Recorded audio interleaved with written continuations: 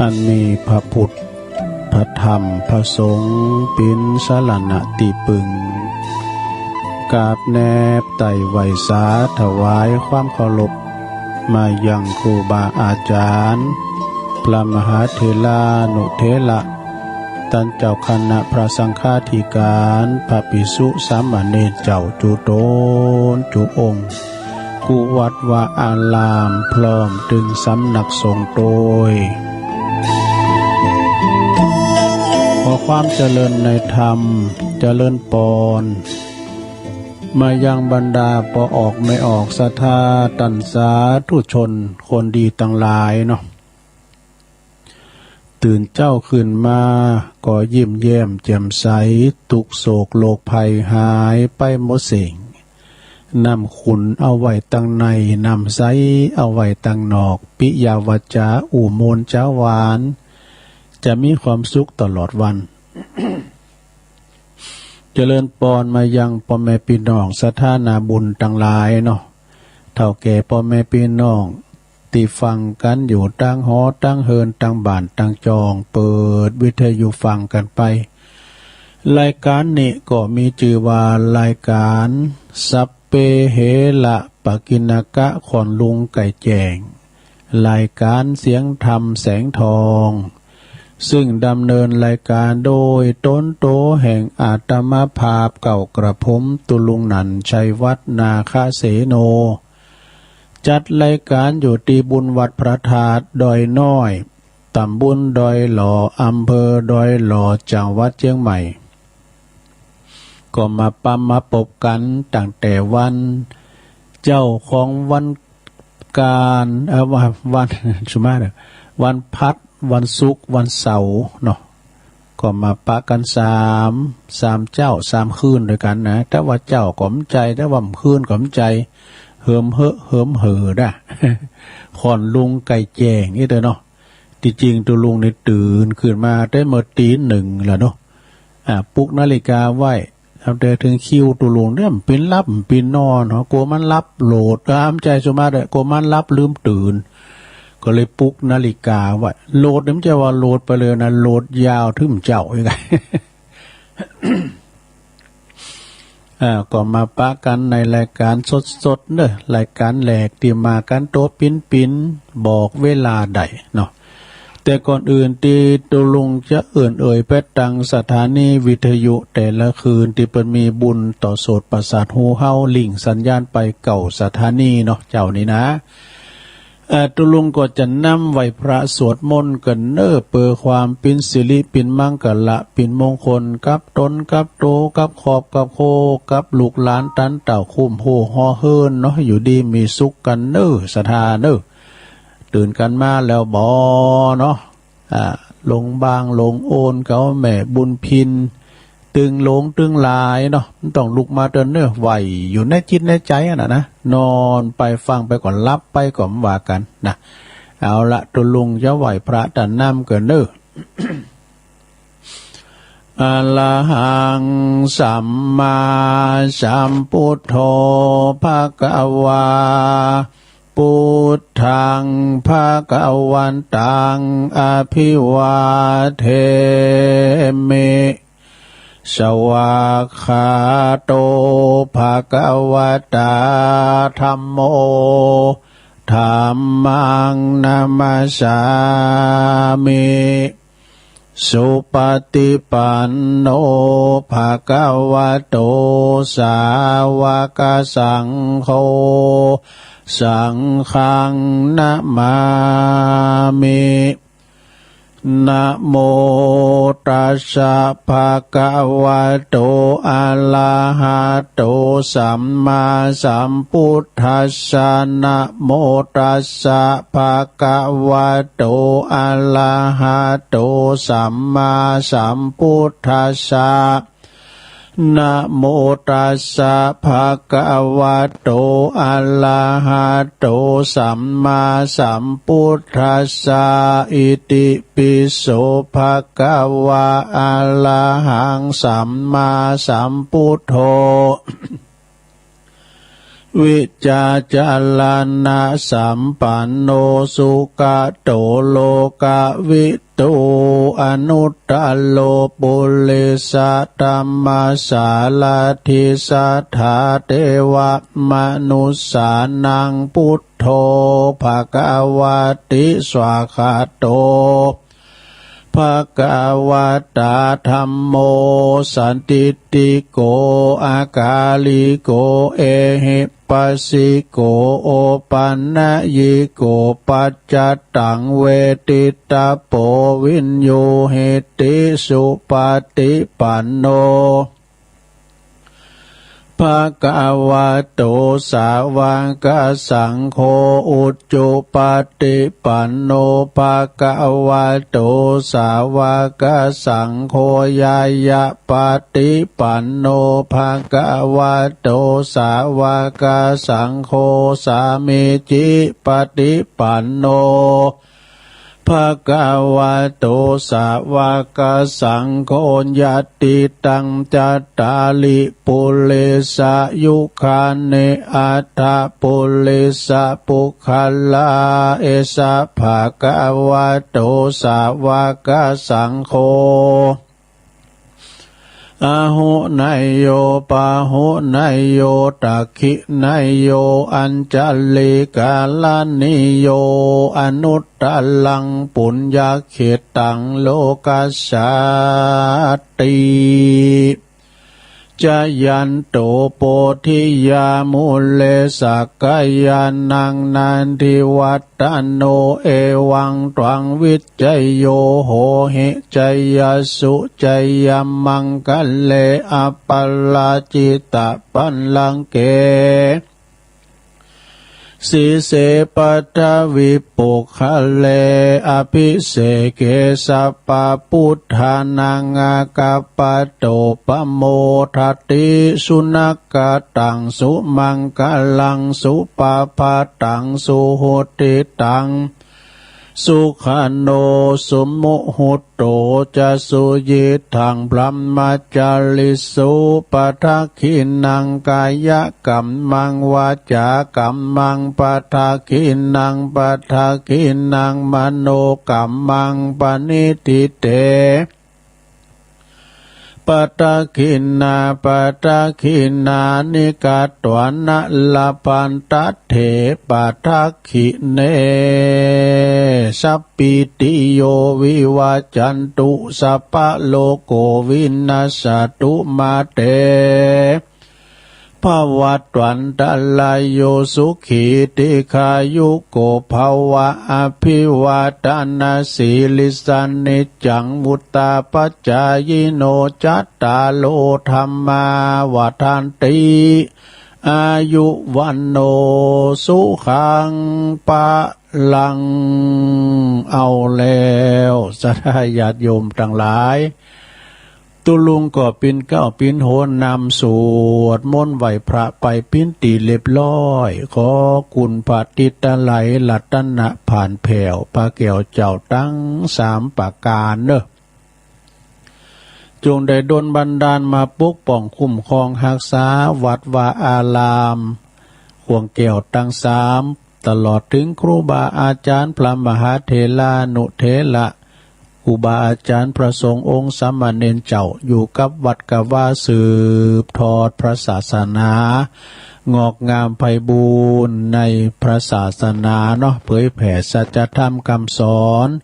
อันเป็นคำสั่งสอนขององค์สัมมาสัมพุทธเจ้านะเป็นเนิ่นนาบุญศรัทธาได้สักการะบูชากับไหวนำจิตวิญญาณนำศรัทธาได้สวดโยโกห้องนำกินน้ำตาลกันไปใจสดาญาติโยมก็เหมือนกันปอลงแม่ลงปอลุงแม่ป่าปีป่าหน้าเอาขอให้มีความสุขกายสบายใจปุ่นจากภัยไกลจากเวรแล้วก็ขอให้มีสุขภาพพลานามัยร่างกายสมบูรณ์แข็งแรงปิ้นกำลังจิตกำลังใจอีปล่อยเมเฮาที่เดินเฮินไปไหนมาไหนบ้าได้ติดต่างติดเตงเอาวิทยุปิ้นกูปิ้นกีมนะลงเนอปิ้นกำลังจิตกำลังใจให้กับลูกหลานตันเต่ากันต่อไปเนาะ เอาต่อไปตุลุงก็จะมาเตั้งสถานีวิทยุในเครือข่ายที่เปิดหับสัญญาณรายการธรรมะภาคภาษายอง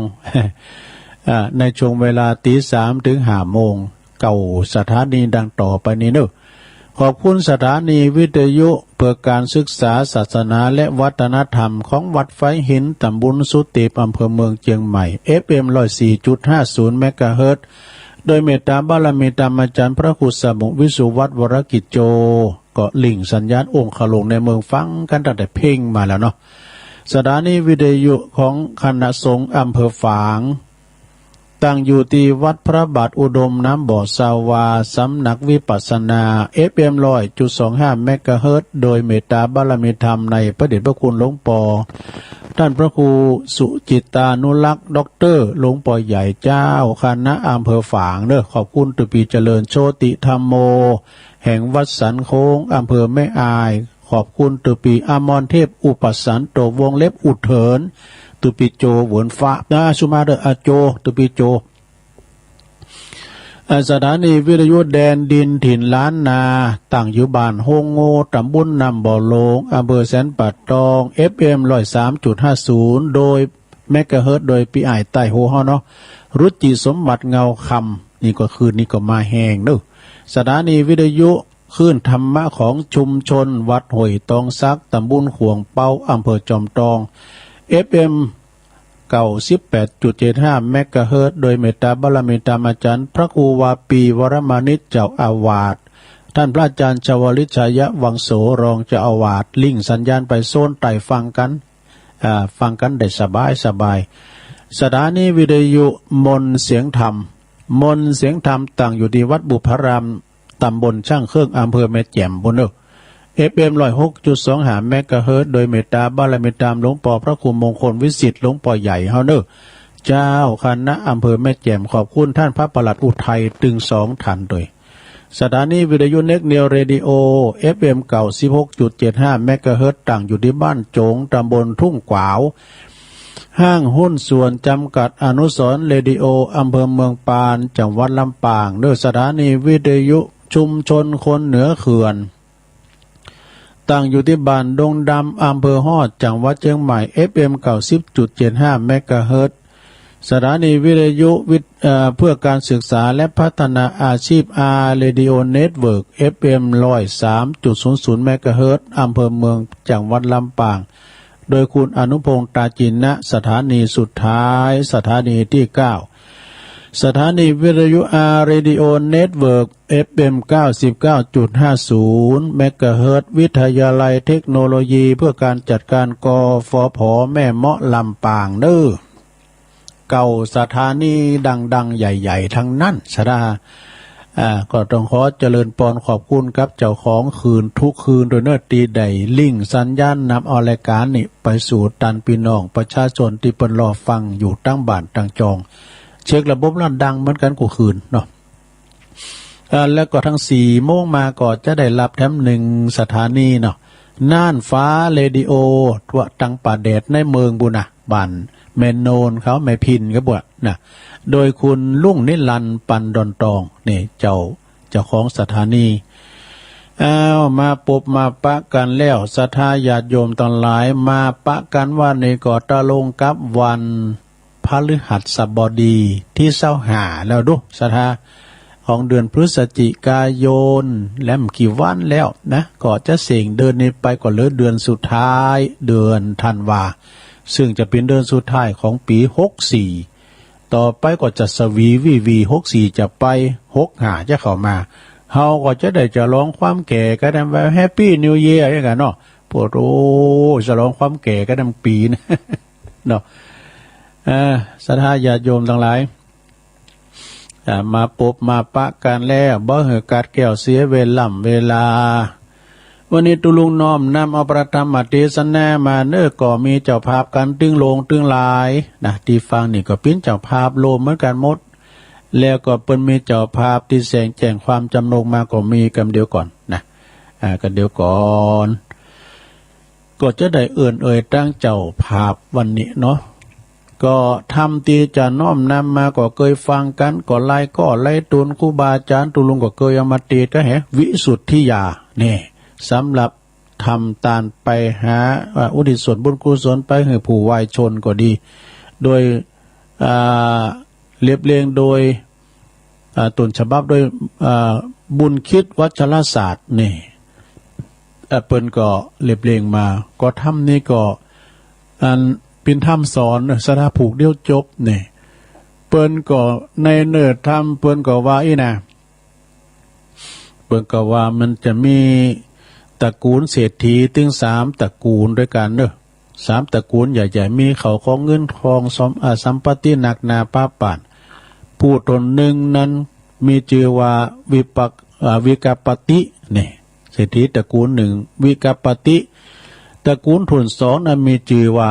วิลติส่วนทุน3นั้นก็มีชื่อว่าสุตวิหามักกะนี่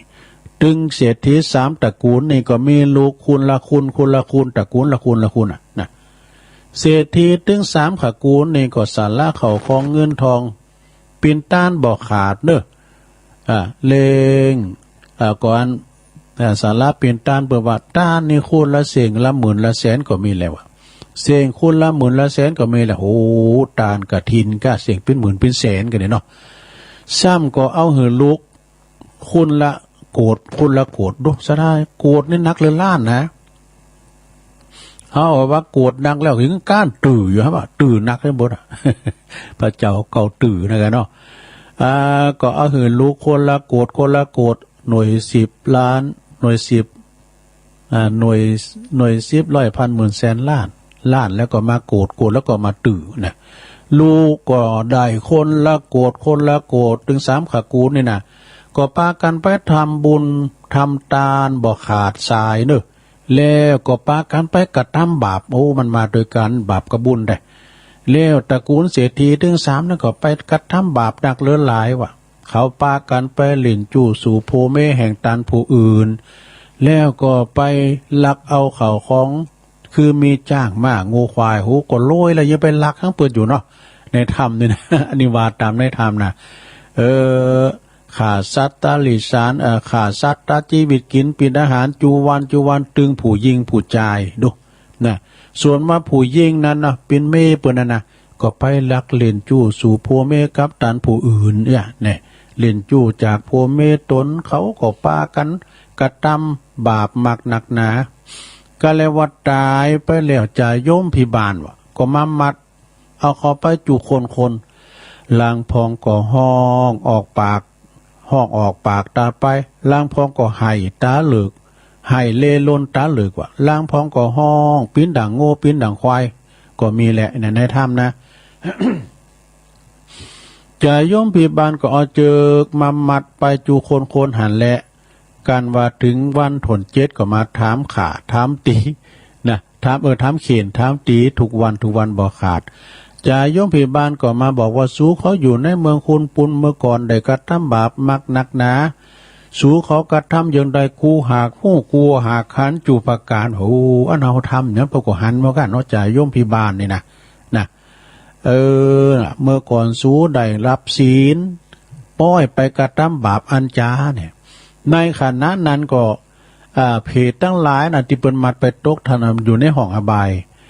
ในขณะนั้นก็ยังมีตุนบุญเจ้าตุนบุญตุนหนึ่งมีนามว่ามหาเถรติปมะไลตุนหนึ่งก็มหารเขากระทำอันบ่จอบแล้วก็พระเสด็จไปปุ่นไปถามเขาที่เมืองมรณหกว่าเหตุใดสู้เขาตั้งหลายจึงได้มาทะลุตุกอยู่ในห้องอบายในจ้าเนี่ยฝูงเพจทั้งหลายก็ตอบว่าเมื่อข่าเขาอยู่ในเมืองคุณเมื่อก่อนก็ได้เล่นจู้จากซุปจากพวเมตโดนนี่นะได้ไปลักเอาเขาของเงินทองมีจ้างม้าโง่ควาย มีจ้างม้าโง่ควายเนี่ยมาขาสัตว์ชีวิตตาได้รับสินจ้างว่ะหับจ้างขาสัตว์ชีวิตหือตายตั้งแต่ปานาติบาตไปถึงสุราแล้วก็อุจาปุนแลว่ะผู้ฆ่าตั้งหลายก็เลยมาทะลงตุกอยู่ที่ในอบายตีเนาะห้องนรกเนี่ยเนอะนะ ข้าพระเจ้าตะไลขอหือท่านมหาเถรเตปประมาณไรเนี่ยนะตนพระเสด็จกว่านาลาตั้งหลายขอจุงได้ปากันขอจุงได้ไปบอกลูกบอกหลานที่อยู่ในแห่งของเมืองคุณคือเขาได้หยาดน้ำไม้ต้านมหาพองเตอนี่นะส่วนว่ามหาเถรติประมาณไรกันว่าได้รับคำสั่งอย่างอันแล้วก็เลยมาบอกคือกับลูกหลานต้านเต่าว่าโอ้สู่เขาตั้งหลายเฮยจุงปากันกระทำบุญหือตานหยาดน้ำไปหาปอเมญาติกาแห่งสูเตอวะปอเมปีน้องแห่งสูเนี่ยไปปิ้นเพดทุกขเวทนาอยู่ในนรกปุนแหละตีประมาณไรก็ว่าบอกอย่างนี้แล้วก็หายวับไปกับตาเอานั่น ต่างเตหันมาในปุตตหมูวงศาปีน้องลูกหลานทั้งหลายเขาก็ทำบุญไปเสี่ยงเงินคำ2 โกฏกันดูโอ้2 โกฏก็ปากันกระทำบุญหือตานหยาดน้ำหักษาสินกินตานไปแต่ว่าตานเศรษฐีก็ยังป้นจากนรกเตอแลว่านั้นทำไปถึง2 โกฏย้ำได้ป้นเตอนะในขณะย้ำนั้นก็ยังมีพระอรหันตาตนหนึ่งเนอะนะตานก็มาเล็งหันเขาก็ทำบุญหือตานปิ้นหนักปิ้นหนาไปหายังปอยังแม่เขาเสียเงินไปถึง2 โกฏดังอันพ่อแม่แห่งเขาก็ยังป้นนะพ่อแม่แห่งสูได้กระทำกรรมอันบ่จอบสูกันตานไปเก่าโกฏ10 โกฏกว่าตามหากจะปิ้นของตานของสูนั่นแหละเนี่ยแต่ก็ยังบ่ถึงปอถึงแม่สูสักเตือนสักน้อยเตือนแหละอยู่ว่ายามนั้นหมู่เขาตั้งหลายลูกหลานก็เลยถามพระอรหันตว่าเจ้าขอเจ้ากูนี่เป็นตุนบุญขอเจ้ากูจุงสำแดงยังกองศีลกองธรรมหือผู้ขาดตั้งหลายได้หายสงสัยแด่เตอน่ะพระอรหันตก็เลยบอกว่าสู้เจ้าตั้งหลายจุงไปสำนักแห่งพระพุทธเจ้าเนอะไปขอเปิ้นไปถามเปิ้นว่าเปิ้นก็จะบอกคือปิ้นอย่างหลังจากนั้นหมู่ลูกหลานทั้งหลายเขาก็ไปสำนักพระพุทธเจ้าไปไหว้สาพันเตภกวาคาแด่พระพุทธเจ้าพ่อแม่แห่งข้าเขาทั้งหลายเนี่ยเหตุได้จึงไปตกนรกปุนก่อนนั้นจ้ำก่อนก็กินเต้ตานเต้โอ้ยมีในเหมือนตานเป็นแสนเป็นโกดด้วยนะเนาะพ่อแม่แห่งข้าทั้งหลายก็ยังได้ทำบุญหนักนาป้าป่านยังไม่ได้ป่นไปเกิดจ้ะนี่นะขอพระพุทธเจ้าจงแสดงยังบุปกรรมวิบากคือผู้ขาดทั้งหลายได้ฟังแด่เตออีนี่ในขณะนั้นพระพุทธเจ้าก็เลยแสดงว่าแต่ก่อนพ่อแม่ของสูเจ้าทั้งหลายนี่ได้กระทำกรรมอันบ่จอบเป็นปานเป็นบาปมากหนักหนาสูเจ้าทั้งหลายจุนได้ส่วนผู้สูเจ้าทั้งหลาย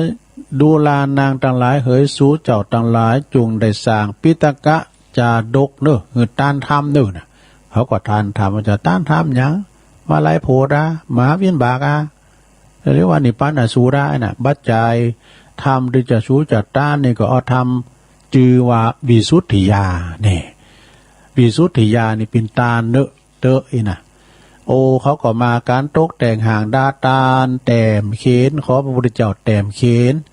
ยังทำวิสุทธิยาแล้วก็เอามาตกแต่งได้ยังไปตั้นแล้วนี่ยังไปตั้นแล้วนี่นั้นหลวงบนบอกว่าย่ำแล้วเตอกำลังตกแต่งห่างดาตานปาโกดว่าคืนวันนั้นนี่เพจปอเพจเมญาติกาวงศาตั้งหลายนี่โดยอานิสงส์ในการจัดต้านทำวิสุทธิยาเขาก็ป้นจากอันเป็นเปตวิสัยผีเพจตั้งหลายกลับกลายไปเกิดเป็นเทพบุตรเทวดานี่ยังไปตั้นแล้วในนาสดาเนาะเอาละอันนี้ก็เป็นการบรรยายคือสรุปเพราะย่ำเต้นเตียจะบรรยายย่านตูตัวนี้ก็เอาฟังเปิ้นล้อฟังธนาอาร์ตเขานะกะเปิ้นตีแล้วเปิ้นจะบรรยายแต่ตัวนี่มันแปลกแหวกแนวหรือเปิ้นไปหน่อยเนาะพี่ย่าเดียวก็เตดโลเดียวแล้วก็เล่าในท่านนั้นยังไงเนาะขอบคุณเจ้าภาพตึงโลงตึงหลายหมู่ฮอดเจ้าขาตั้งหลายปิ้นเจ้าภาพโลมเหมือนกันหมดเด้อแต่เปิ้นแจ้งความจำลงมานี่ก็มี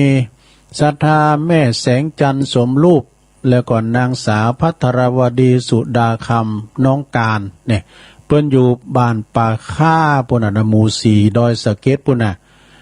เปิ้นจะต้านน้ำต้านธรรมนี่ไปหาผู้ลงรับดับขันไปแล้วก็ได้แก่บ่อุ้ยคำแม่อุ้ยติบสมรูปปิ้นปอปิ้นเมเปิ้นแล้วก็ต้านไปหาปออุ้ยพินแม่อุ้ยยวงเศรษฐยะต้านไปหาปอทาแม่นาคสมรูปปออินสนเจริญทรัพย์แล้วก็นางจัญญาสุดาคำแล้วก็ตันไปหาเทพบุตรเทวดาพอเกิดไม่เกิดเจ้ากรรมได้เวรตัวเนาะอันนี้เจ้าภาพเก่าแล้วก็มีทั้งเจ้าภาพก็ปอสมศักดิ์แม่เพนขาวเตี้ย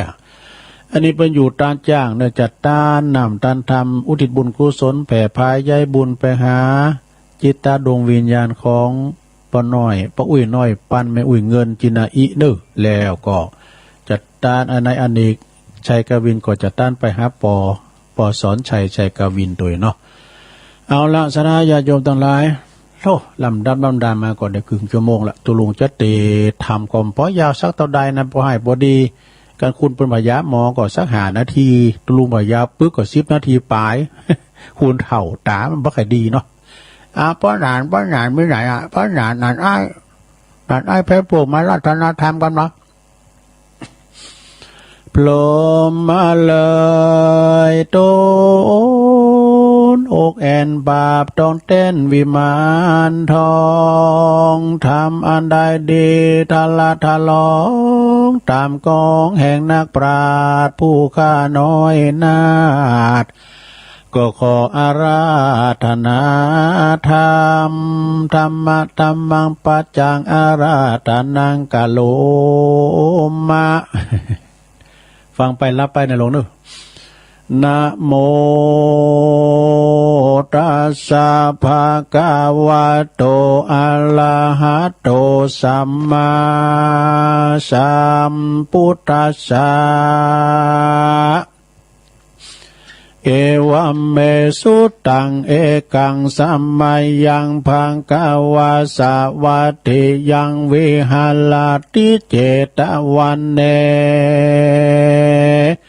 อนัตตาปินดิงกัสสะอัลลัมเมสาทะโวดุลาสาปุลิสัตตังลายอันว่าสูตรอันนี้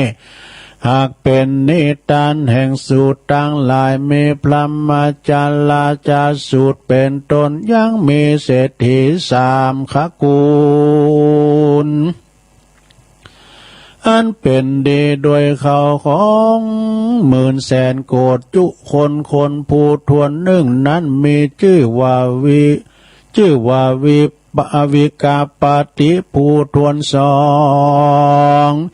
นั่นมีชื่อว่าวิรติผู้ทวน3นั่นก็มีชื่อว่าสุตตวิหามกะมีเข้าขอ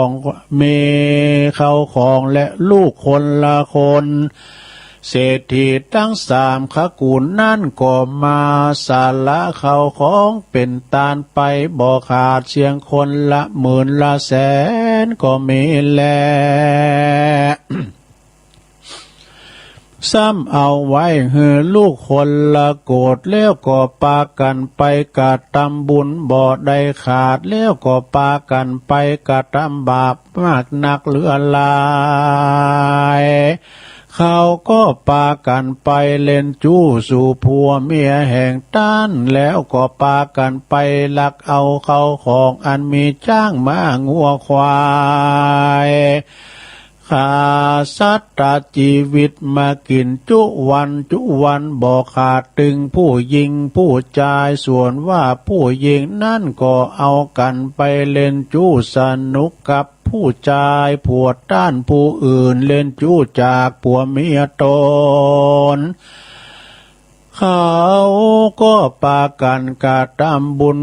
กะทำบากมาบนานักนากันว่าตายไปแล้วจะยมพิบาลนะก็มามัดเอาเขาจุคนลางพ้องก็ร้องออกมาว่าตายไปลางพ้องก็มาให้ร้องให้เล่ลนตาเหลือกลางพ้องก็มาร้องเป็นดังงัวควายก็มีแล ส่วนอันว่าจ่ายมพิบาลเปิ้นก็เอาเชือกมามัดไปจุคนก็มีแลกันว่าถึงวันทวนเจ็ดมาลอดดังอันเขาก็มาปากันมาทำเขียนทำตีอยู่ทุกวันบ่ได้ขาดจ่ายมพิบาลก็มาถามว่ามึงอยู่ในเมืองโคนปูนเมืองใดกาทำบาปมากหนักสูใดกาทำบาปเยื่องใดกูหักหูจุประการแต่ในเมื่ออยู่เมืองคนเมื่อก่อนสูหากได้รับเอาสินแล้วก็ป้อยไปกาทำบาปนั่นจ้าตีนั้นส่วนอันว่ายังมีมหาเถรเทพมาลัยตนหนึ่งเจ้าก็มาหันเขากระทำอันบ่ชอบพระจึงเสด็จไปถามดูอย่างอันอยู่ในนาโลกแล้วเหตุใด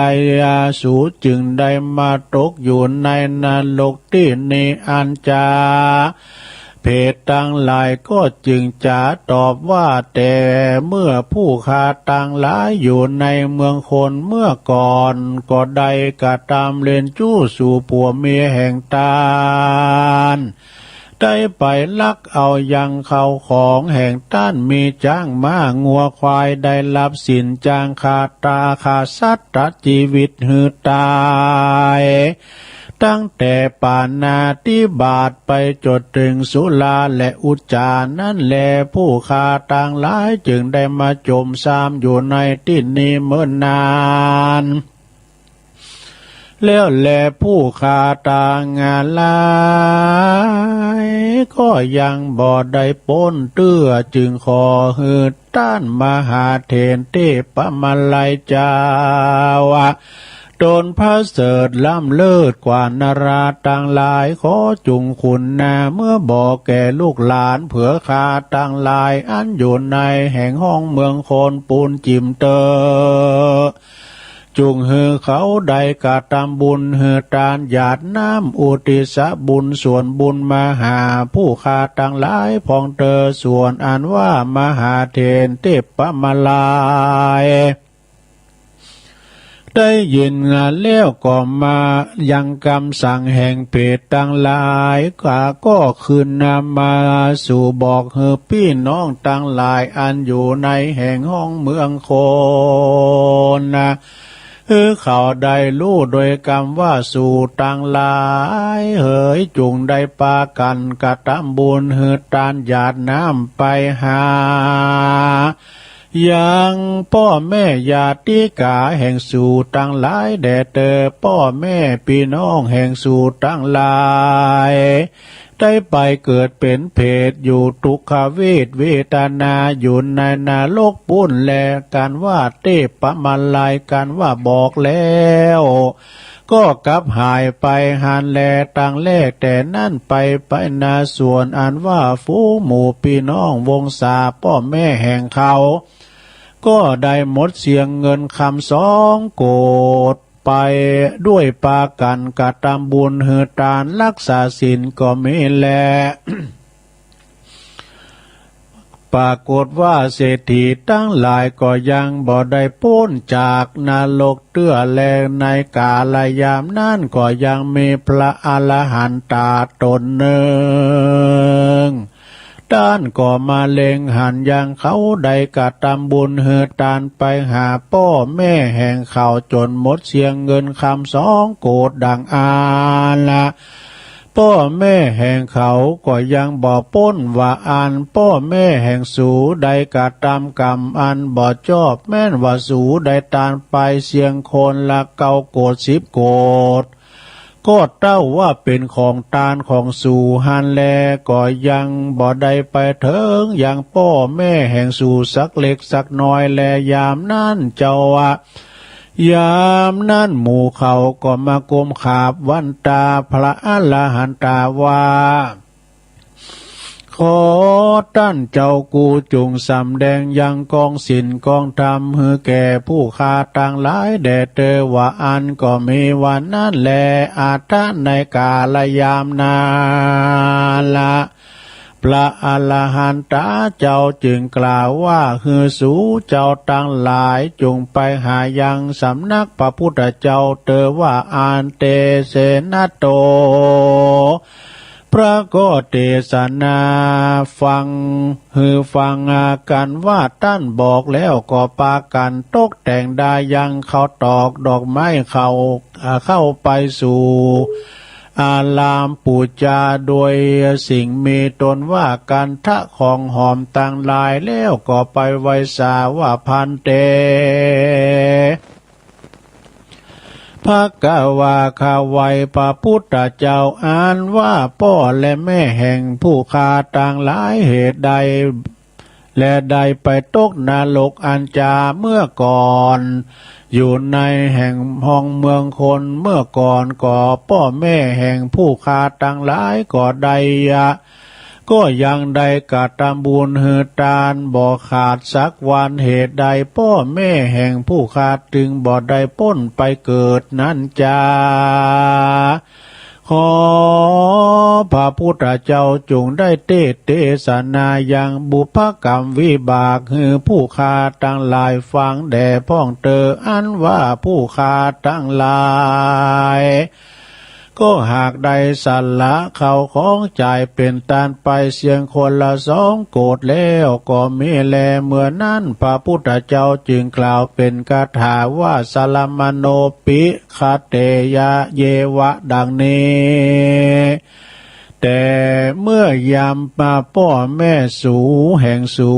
ยามอยู่ในเมืองคนเขาใดกระทำปานบาปมากนักเขาใดเล่นจู้สู่ผัวเมียแห่งตาลส่วนว่านางผู้เป็นแม่นั้นก็ไปลักเอาเส้นไฟแห่งผู้อื่นอันหนึ่งเขาก็ได้รับเอาสินจางคาสัตว์ตัดชีวิตเอาสินจางคาสัตว์ตัดชีวิตมากินจุวันบ่ขาดแลดุลานางต่างหลายสู่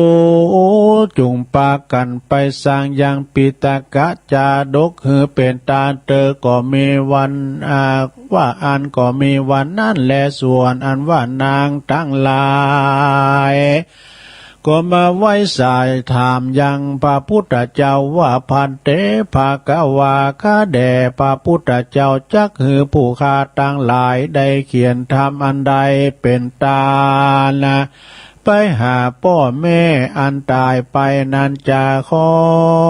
พระพุทธเจ้าจุงเทศนาฮือแจ้งแก่ผู้ฆ่าทั้งหลายแด่เตอ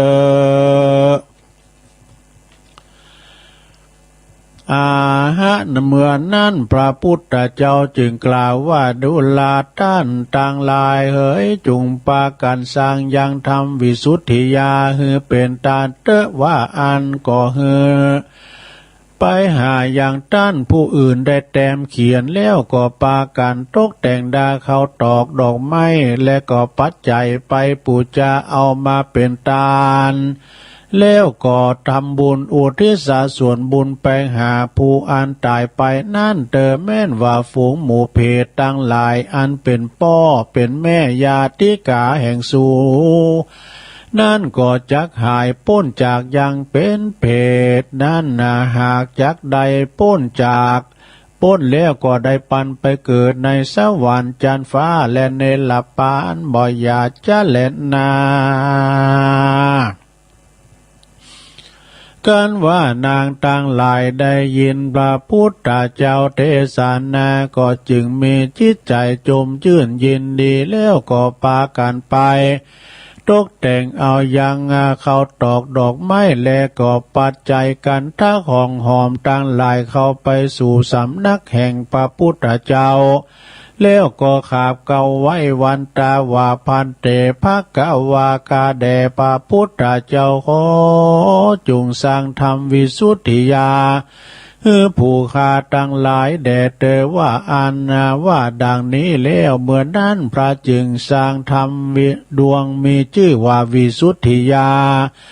ยังไปตั้นแล้วเตื้อดังอันว่าฝูงหมู่เพศทั้งหลาย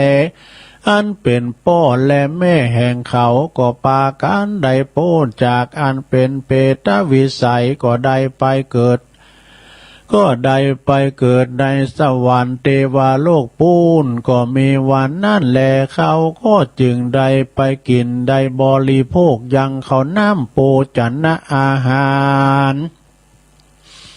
อันเขาได้กาตำบุญหืดตานฝากมาหานั่นแลยามนั่นจ่ายมพิบาลหันยังเขาหันยังทำวิสุทธิยาดวงนี้แล้วก็มาปล่อยให้เขาได้ไปเกิดกันว่าเขาบอดได้หันก็บ่ปล่อยให้ไปเกิดสักคนแลกว่าเขาก็เต้าเอาน้ำตองเล็กตองแดงมาฮือกินจุวันก็ไม่แลแม่นว่านางตั้งหลายฝูงนั้นก็เอาธรรมเทศนาวิสุทธิยาไปอุทิศสร้างเป็นตาลแล้วก็ปาการหยาดน้ำอุทิศบุญไปหาพ่อแม่แห่งเขาแล้วก็เอาธรรมก็เอายังธรรมเทศนาอันนี้ไปปูชาไว้กับศาสนาของพระพุทธเจ้าดังอัน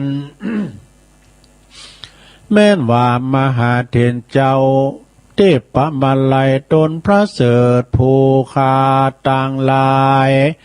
ก็ได้พ้นจากดาโลกแล้วผู้คาต่างหลายจึงได้มากินมาเข้าน้ำโปจันนะอาหารอันเขาได้กตำบุญอุทิศญาติน้ำหมายตานมาให้แก่ผู้คาต่างหลายนี่แหละกันว่าผู้คาต่างหลายได้กินแล้วก็ขอได้ไปเกิดในวันนี้เติมมหาเถรเทพมาลัยจึงถามเขาว่าเหตุใดสู่ตั้งหลายได้พ้นจากอันนาเป็นเพศใดมาเกิดนี่จะเพศตั้งหลายในนรกจึงกล่าวดังนี้ว่าฝู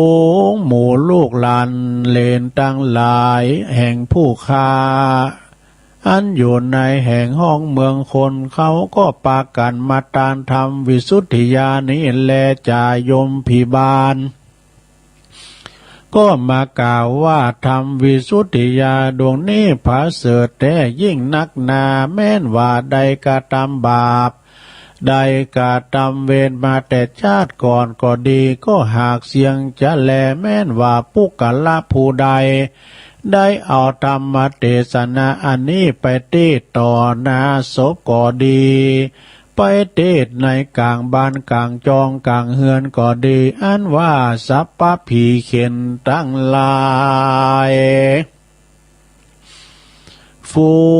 งมีจ้างมาฝูงผีอันจ้างมาเบียดเบียนกะทำร้ายก็ลำงับกลับหายไปหันแลก็ด้วยเตชะธรรมวิสุทธิญาณดวงนี้ปุกละผู้ใดได้แต้มได้เขียนก็ดีได้สร้างให้เป็นตานสักการะปูชาไว้นบขบยำก็ดีก็จักมีภาละอานิสงส์ได้84,000 ขันจบตาไหลเตียปิตกะอ่านนับบอดใดก็มีด้วยประการดังกล่าวมานี่แหละนานิติตังขียาอันเตสันนายังทำวิสุทธิยาก็บังกมสมเรสดิตแล้วเท่านี้ก่อนแล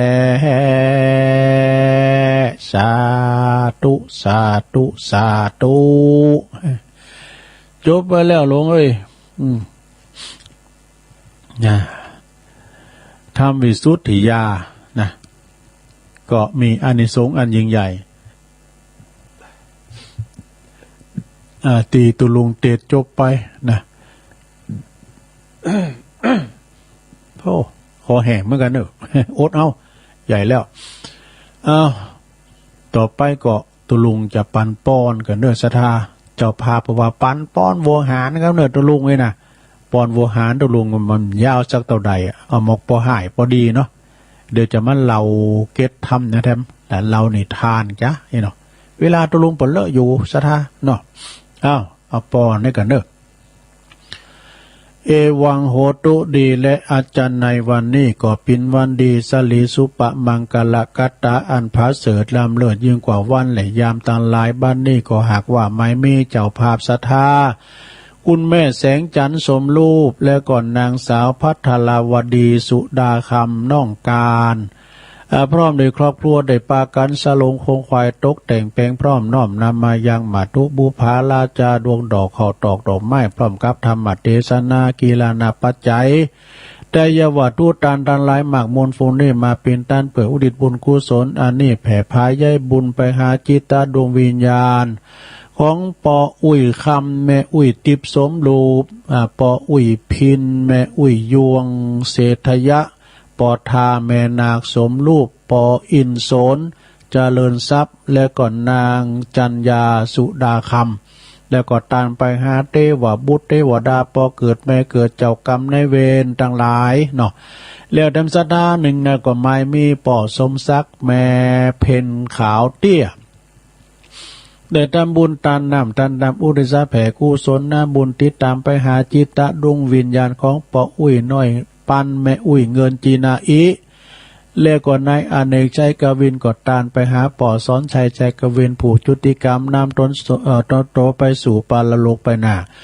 ล้อนหาว่าเขาเจ้าตังหลายได้วางจิตใจอาลุมอาลัยไปบ่จ้างได้ไปตกตองหวังอยู่ได้ระหว่างประตูจาตุละอาบายกับกายไปเกิดเป็นผีและเปรตทุกขเวทนา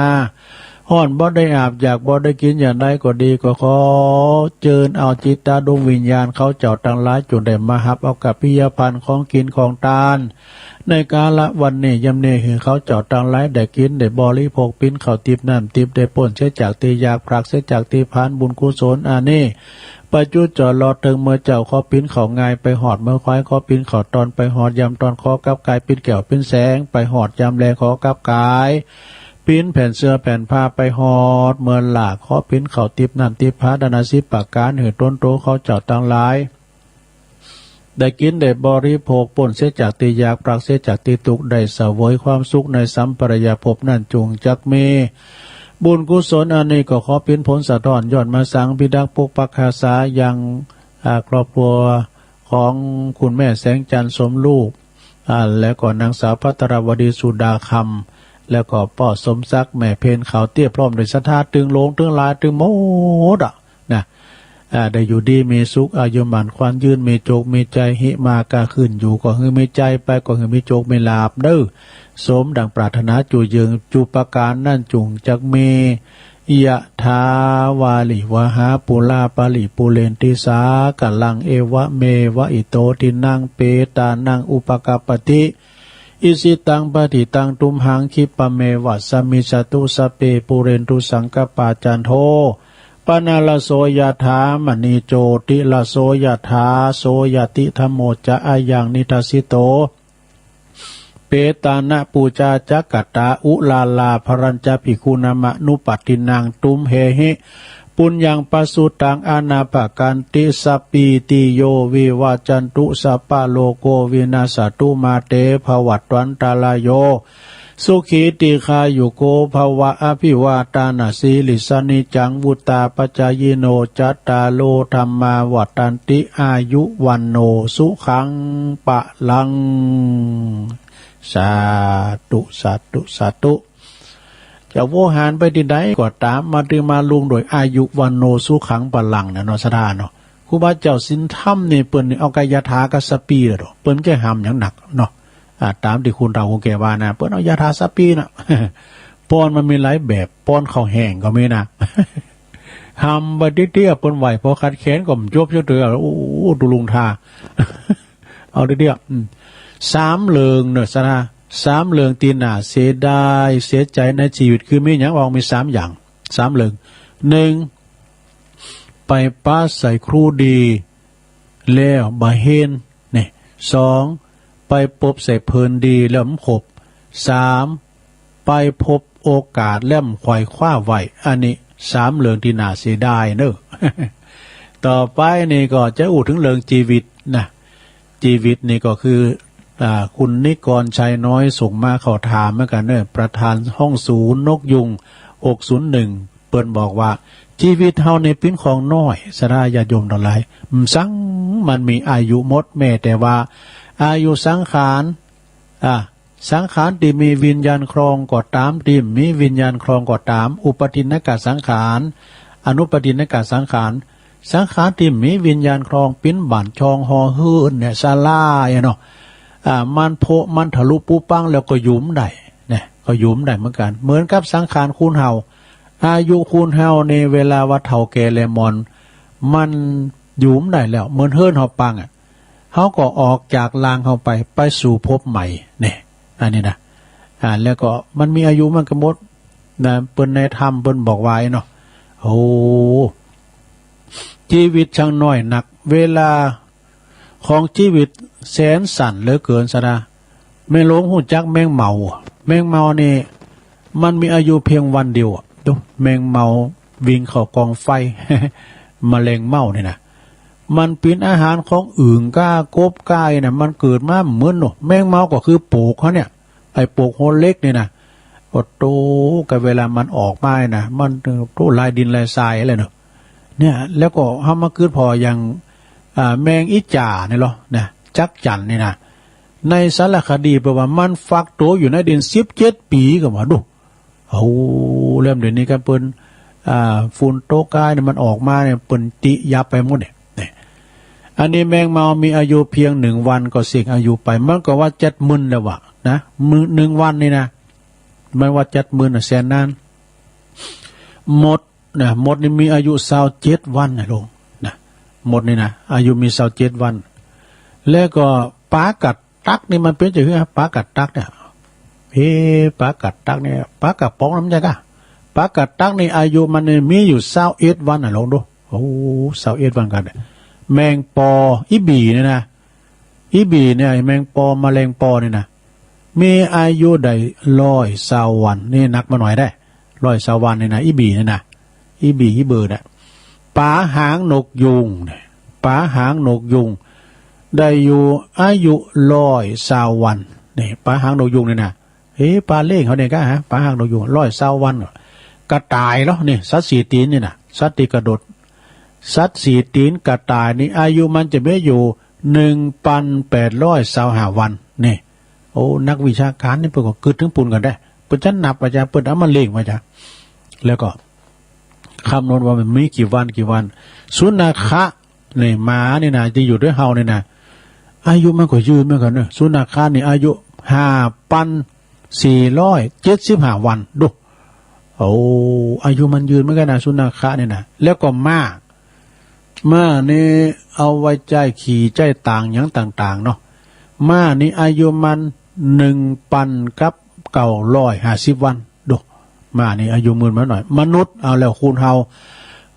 นี่อายุตะฮือไม่ล้มพอหรอคูณเฮานี่อายุจะมีอยู่25,550 บาทว่าบาทชื่อนะว่ากังไปทางงานกฐินเหมือนสุมาเนอะเอาใหม่มนุษย์คุณเฮานี่จะมีอายุยืนยาว 25,550 วันดูมันจะกี่ปีฮะหลวงอ้นลำไปแล้วก้าเนาะ20,000 วันหลวง25,550 วันดูโอ้ตัวลุงเนี่ยได้หลายร้อยปีแล้วหลายร้อยวันแล้วก็ก็เดี๋ยวมีอยู่ต่อไปเป็นจ้างโอ้สัตว์4 เท่าเนี่ยนะ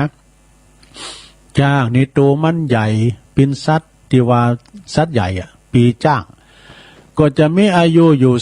30,000 ดูนักหรือคุ้นกันนะ 36,500 วันดูเฮาว่าจ้างมีอายุยืนจ้างตัวใหญ่อายุยืนแล้วนะยังก้านเต่าอยู่ดูโอ้เต่านี่เป็นสัตว์โลกล้านปีหรอเต่านี่มันรุ่นไดโนเสาร์บ่นะมันจะตายก็บ่นรุ่นเดียวกันเป็นเสี่ยวเดียวก็ไดโนเสาร์มันจะมีอายุ 73,000 วันดูเต่านี่นะโอ้เต่าในสติดูเวลาหมาจะคบมันโหดหัวโหดดินเขาอองวะหมาก็เย็นยามั่มได้เนี่ยปุญญามีต่อน้ำลงทุกชีวิตมีเวลาตีธรรมชาติอนุญาตให้อยู่ได้นะตามวงจรชีวิตของแต่ละสายพันธุ์นะถ้านับเป็นวันแล้วน้อย มากจริงๆยิ่งมนุษย์เฮาคุณเฮาในนรกยิ่งมนุษย์คุณเฮาแล้วถ้าอายุ60 ปีในนรกนะกดเท่ากับเวลาที่ผ่านไปอยู่21,900 วันโอ้ถ้า60 ปีในนรก21,900 วันวะ60 ปีเนี่ยนะแล้วเวลาเหลือนั่นเหรอยิ่งน้อยนิดเนอะสถาแต่รู้อยู่ได้ไม่กี่วันนะเปิดว่าเวลาก็ยิ่งเหลือน้อยนิดลงไปอีกเพียงบ่กี่วันเองนะโบกลบบ่ได้มากมายหรอกถึงจะมั่นใจว่าตัวเองยังมีสุขภาพพลานามัยสมบูรณ์แข็งแรงอยู่บ่ร่มปิ้นยังไงแต่ละ100 เบอร์เนาะสมมุติอันสุขภาพแข็งแรงอยู่นะเขาจะไปกึดประมาทกาดจะไปตกนะสุขภาพแข็งแรงเกยมือหงยุกหงยานะมันก็มีอันตรายเหมือนกันและเพราะว่าถ้าเขาสุขภาพดีหรือว่าเขาอยู่สบายอยู่กึดจะเที่ยวกึดจะพักผ่อนกึดจัดกินหยังจะทำหยังตีชอบก็รีบทำเขาเฝ้าทำเขาไปเพราะเวลาเหลือน้อยจริงๆจบสดา หรือเวลาเหลือหน่อยนะขอบคุณคุณนิกรชัยน้อยเนอะติดเปินสูงขอความดีๆมาหืดตุลุงแต่เผยแผ่ไปนะก็ได้จบไปเนาะแล้วก็มีแถมอยู่นะสถาญาติโยมต่างหลายเนี่ยกินต้านหยันน้ำเอาไว้ลงหลายจะไปประมาทละสาคุณหาถ้าประมาทละสาเลินเลอเพราะว่าประมาทในแปลว่าเลินเล่อดเลินเลอว่าหมายความว่าเฮาก็ประมาทนะนี่ละติ๊กมันนี่ละติ๊กมันละอันนี้ในหนังสือนะโยมเด้อจะอู่ถึงเรื่องนี่นะอดีตในปัจจุบันนั้นตีปิ้นอยู่เฮาถึงวันนะเป็นว่าชีวิตของคุณเฮายอมผ่านไปยอมผ่านประสบการณ์มามากมายทั้งดีและชั่วทั้งสุขและทุกข์แล้วก็สมหวังผิดหวังซึ่งบางสิ่งนั้นก็ซึ่งบางครั้งนั้นก็เฮาบ่เข้าใจเหตุผลบางคนหาคำตอบบ่ได้เนอะบางคนค้นคว้าแสวงหาคำตอบแต่ก็ยังบ่มั่นใจสงสัยบางคนเนี่ยเจอจุนลืมจุนติดอยู่ในอดีตแน่จะไปติดในอดีตเนอะซะนะเรื่องอดีตมันผ่านไปแล้วแก้ไขบ่ได้จุนบ่มีเหตุผลทั้งที่บ่มีประโยชน์นะมันผ่านไปแล้วเจอในเรื่องอดีตภพชาติจุนลืมการเป็นอยู่ในปัจจุบันที่ถูกต้องเนี่ยเอาปัจจุบันไว้ก่อนนะโยมเอ้ยเหมาะสมดีงามน้อยใจในโจกจัตตาแสวงหาแก้กรรมเนาะแก้เคล็ดหวังให้ชีวิตดีขึ้นจนลืมการกระทำในปัจจุบันนะเอาปัจจุบันไว้นะเป็นที่ตั้งที่ต้องเข้าใจแก้ไขพัฒนาตนเองโมดแต่จะแก่กรรมแต่ก็แก่หือตนเองนะก็แต่ก็บ่แก่ที่ตนเองแก่กรรมแต่ต้องแก่ที่ตนเองนะอดีตคือปัจจุบันเฮาเนี่ยนะก็เฮาทำปัจจุบันเนี่ยคืออดีตสนองกรรมมาปัจจุบันเนี่ยอดีตคือปัจจุบันที่เป็นอยู่นะการเป็นอยู่ของงานคุณเฮาในปัจจุบันก็คือผลกรรมในอดีตที่เฮามีเฮาปิ้นที่เฮามีเฮาปิ้นน่ะจะอยากจนจะร่ำรวยสมหวังผิดหวังน่าฮักน่าเกลียดน่าจังดีชั่วอดีตในที่นี้อาจจะปิ้นที่ผ่านมาเร็วๆนี้นะว่านี่กาหรือว่าปีเลี้ยวนี่กาปีก่อนกาเนี่ยหรือในอดีตชาตินะก็ปิ้นได้แต่มันก็ผ่านไปแล้วเฮาก็บ่สามารถจะย้อนเวลาไปแก้ไขนอกจากยอมรับในความเป็นจริงแต่ก็บ่ต้องยอมแพ้ในการแก้ไขพัฒนาแสวงหาความเจริญเนอะอดสู่ทนสู่ต่อไปเพื่อสำเร็จนะเพื่อความสำเร็จแล้วก็เพื่อในอนาคตเนี่ยเพราะว่าอดีตที่ผ่านไปแล้วอนาคตที่ยังบ่มาถึงทำปัจจุบันให้ดีที่สุดสิ่งที่เฮาทำอยู่ในปัจจุบันนี้เป็นเหตุในอนาคตพุ่นเนอะนี่ อาจจะปีนเร็วๆนี้หรือว่าผูกนี้เดินในปีหน้าหรือว่าจาดหน้าจาดต่อไปนะตามเหตุตามปัจจัยของเฮามีอยากมีว่าอยากมีอยากจะปีนอันนั้นขอเฮาจงทำวันนี้ให้ดีที่สุดอย่าเอาอดีตอนาคตมาเป็นอุปสรรคเด้อนี่จงเอาอดีตมาเป็นบทเรียนเอาความหวังตั้งใจเอามาเป็นพลังนะในการสร้างความดีรวมกันในสังคมนี้เฮายังจะต้องอาศัยซึ่งกันและกันปึงปะอาศัยซึ่งกันและกันสังคมก็ต้องการคนดีสังคมนะหันอกหันใจซึ่งกันและกันบ่เหยียดหยามซ้ำเติมกันบ่ดูถูกเหยียดหยามกันขอเฮาจงมีส่วนปิ้นพลังในการสร้างความสำเร็จความสุขความเจริญในการที่ว่าจะรวมอยู่ด้วยกันเนี่ยลาตรีนี่ยังยาวนานเนี่ยเปิ้นว่าสำหรับคุณที่นอนบ่หลับนะโอ้มันยังมานานแจ้งล้ำเลิกก็เฮานอนบ่หลับนะโอ้อย่างแม่สีแม่สีปัญโยชน์ตะคืนและอีแม่นอนหลับสักกำละตุเดือนนี้ก็ดูฟังการรายการมานอนหลับพอเปิ้นล่ำกลางวัน ระยะทางโยดหนึ่งนี่ก็ไกลสำหรับผู้เมยล่ามันนี่มาไกลล่ำเลยนะเมยล่าแล้วก็สังสารวัฏยาวนานสำหรับคนพาลเนอะผู้บ่ฮู้แจ้งในพระสัทธรรมนี่มีน้ำหน่อยแล้วลงเดี๋ยวโอ๊ตเนาะอันนี้เป็นคำก่อนหน่อยนะลงนะเปิ้นว่าลาภอันประเสริฐก็คือเฮาได้เกิดมาเป็นมนุษย์นะการได้เกิดสุดประเสริฐเป็นมนุษย์เนี่ยเปิ้นว่านะบริสุทธิ์ด้วยธรรมนำคุณค่าถึงต่ำต้อยไม่สูงส่งมีราคาใช้ปัญญาสร้างคุณค่าราคามีเกิดมาแล้วรู้ค่าตนคนทั้งหลายถึงวุ่นวายก็ต้องทนทำหน้าที่เป็นอะไรก็ต้องเป็นให้ดีๆเนี่ยทำหน้าที่ให้เกิดค่าราคาคนเกิดเป็นคนควรทำตนให้ประเสริฐทำตัวเลิศด้วยพระธรรมนำวัดผลสูงกว่าสัตว์หมู่อาบายที่เวียนวนเกิดมรรคผลเหลือความดีมีบุญไปนี่มีบุญไปพบหน้ากันต่อไปเนี่ยสถานเนาะความที่เฮามีโลกปิ้นลาบอย่างยิ่ง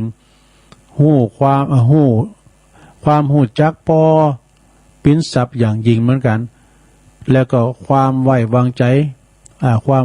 จกันปิ้นญาติอย่างยิ่งพระนิพพานปิ้นสุขอย่างยิ่งนี่จบขอบคุณธรรมาภินันโทเนอะในหนังสือแล้วมาทบทวนในสถานได้ฟังกันก็จบไปสถานญาติโยมทั้งหลายนะต่อไปตุลุงขอประกาศนี่กันเนอะสถานเนอะขอประกาศรายการอย่างต่างๆกรรมเนอะสถานวันนี้วันที่ยัง25กันเนาะ25วันนี้ก็ตีสุสานบ้านเหล่ายาวนะเปิ้นก็จะได้ชาปนกิจหรือว่าเปิ้นประชุมเพลิงศพตุลุงแสวง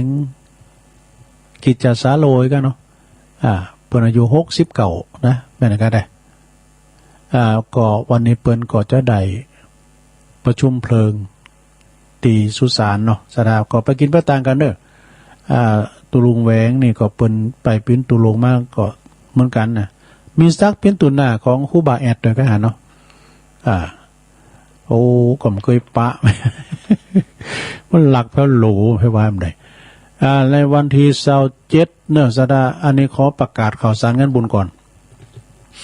วันที่27คือวันเสาร์นี่นะสดาเปิ้นจะมีงานอยู่2งานเนอะคืองานวางศิลาฤกษ์เปิ้นจะสร้างศาลาบำเพ็ญบุญนาทีพักสงฆ์สว่างมงคลธรรมที่บ้านไหลสว่างอารมณ์เนอะก็เนี่ยในตำบลดอยหล่อนี่แหละนะอำเภอดอยหล่อเนี่ยสดาตุปีลังสรรค์วันนั้นไปก็มากับปอหลวงเขาเนี่ยมาที่หลวงพ่อเนาะเพื่อจะมีงานวางศิลาฤกษ์นะที่ สว่างอารมณ์สว่างมงคลธรรมที่อันบ้านไร่สว่างอารมณ์ตำบลดอยหล่ออำเภอดอยหล่อจังหวัดเชียงใหม่ในวันที่27เนอะวันที่27เวลาบ่ายโมงก็พี่น้องศรัทธาอยู่ละแวกนั้นก็ไปรวมบุญเนอะไปรวมบุญกันโดยก็มีเจ้าภาพคณบดีหรือว่าเจ้าภาพคณะศิษย์ของหลวงปู่ทองศิริมังคาโลโดยมีคุณเชิดพงษ์กิ่วแก้วพร้อมญาติธรรมเนอะก็เวลาบ่ายโมงเนี่ยศรัทธาเนอะไปรวมตัวกันเนี่ยที่วัดที่อารามที่พักสงฆ์เนี่ยเพื่อกำลังจะแปลงวัดเนอะนี่นะก็เพิ่นกำลังจะแปลงวัดเวลา 13 นาฬิกาก็ไปรวมกันนะอันนี้ก็ตามพระอาจารย์ลังสรรค์เนาะรักษาการเพิ่นก็ฝากประกาศมาเนอะศรัทธาเนอะแล้วก็แถมงานหนึ่งก็วันที่27เหมือนกันเนอะงานเดียวกันนั่นแหละนะซึ่งก็ทางคณะศรัทธาวัดมอนฤาษีเนี่ยเปิ้นก็โดยมีพระครูสุเมธธรรมเสวีอาจารย์เชื้อนะเปิ้นก็พอก็ดูแลวัดวาอารามงานทำบุญถวายศาลาลายรอบองค์พระใหญ่เนอะแล้วก็กระเบิงโดยบันไดนาคโดยศาลาลายเปิ้นก็จะละสิ่งปลูกสร้างทั้งหลายที่วัดมอนฤาษีเปิ้นก็จะได้ทำบุญกันในวันที่27เหมือนกันเวลา 15 นาฬิกาหรือว่าบ่าย 3 โมงเนอะโดยคณะกลุ่มคณะศิษย์หลวงปู่ทองศิริมังคาโลและก็พร้อมด้วยญาติธรรมโดยคุณเชิดพงษ์กิ่วแก้วแม่จันฟ้องกิ่วแก้วเขาเนี่ยนะพร้อมด้วยญาติธรรมเปิ้นก็จะไปทำบุญถวายทานเพื่อเป็นเจ้าภาพศาลาลายก้าอย่ารอบองค์พระใหญ่ปูกระเบิงแถมแป้งขึ้นได้นาแถมเปิดก็จะต้านแล้วเนอะไปอยู่ละแวกนั้นก็ไปกินไปตานด้วยกันเนอะที่วัดม่อนฤาษีนะแล้วก็มีแถมศรัทธาญาติโยมทั้งหลายวันที่25นี่ประกาศไปแล้วเนาะเสียศพตุลุงแสวงกิจจสาโลวัดมะครับตองเหล่าเย้าเนอเนาะวันเนี้ยกันเนาะ25แล้วก็ทำงานหนึ่งนะศรัทธาญาติโยมในวันที่9 มกราปีหน้าพุ่นเด้อนะก็เชิญรวมทำบุญตอดผ้าป่าสามัคคีครบรอบปีนะแล้วก็เปิ้นจัดตั้งห้องส่งใหม่เปิ้นด้วยแล้วก็จัดตั้งอุปกรณ์อย่างต่างๆด้วยเนาะที่สถานีวิทยุ 104.50 เนี่ยวัดไฟหินนะโดยเมตตาบารมีธรรมอาจารย์พระครูสมุวิสุวัฒน์วรกิจโจนะแล้วก็คุณโยมพิสมัยสุริโยดรพร้อมโดยคณะญาติโยมที่เฮาได้ฟังกันถึงมื้อถึงวันองค์ขลงในเมืองเนี่ยเด้อเอาทยอยกันไปกินไปตานวันที่9 มกราคม65เด้ออันนี้เฮาก็ยังไกลอยู่ก็จะประกาศไปถึงวันนะตีสถานีหลักของเฮาแม่ข่ายใหญ่วันนั้นเพิ่นก็จะไปถ่ายทอดนะพี่นานค่ำมูลเขาตัวพี่หนุ่มเขาจะไปนอนบ่หมดตั้งแต่วันที่8ถึงวันที่12พุ่นน่ะแล้วก็เขาประกาศศรัทธาญาติโยมแจ้งว่าในวันที่8ถึง12นี่เปิ้นก็จะมีงานเนอะปฏิบัติธรรมเข้าลุกขมูลกรรมตีมอนพระเจ้าศรีสองเมืองหรือว่าดอยนางแก้วนี่นะอาจจะเข้าลุกขมูลกรรมระหว่างวันที่8ถึง12เนอะก็ศรัทธาเฮาก็ทยอยกันไปปูชานะไปปูชาวัตถุมงคลต่างๆซึ่งเปิ้นก็จะมีการหือปูชาหลายอย่างบ่ว่าจะเป็นพระคงพระหลอดไปปูชาก็ถ้าว่าเฮามีลูกบ้านไปก็ดีทำมีก็ไปปูชาพุ่นทยอยกันไปนะไปปูชาไปบรรจุเนาะเขาอยู่ในองค์พระธาตุก็19 บาทศรัทธาญาติโยมนะที่ดอยนาแก้วพุ่นนะแล้วก็ไปฟังเทศน์ฟังธรรมกันเด้อชงเจ้าก็10 โมงถึง 11 โมงชงบ่ายก็บ่าย 2 ถึงบ่าย 3นี่ก็ภาคเจ้าภาคบ่ายก็ไปฟังเทศน์ฟังธรรมกันนะแล้วก็กิจกรรมเนี่ยก็ตั้งแต่วันที่ตั้งแต่18 นาฬิกาเป็นต้นไปก็พระสงฆ์เพิ่นก็จะได้สวดมนต์ทำวัดกันแล้วก็เมื่อค่ำยามคืนเพิ่นก็จะมีสนทนาธรรมกันอุจาภาษาธรรมอีก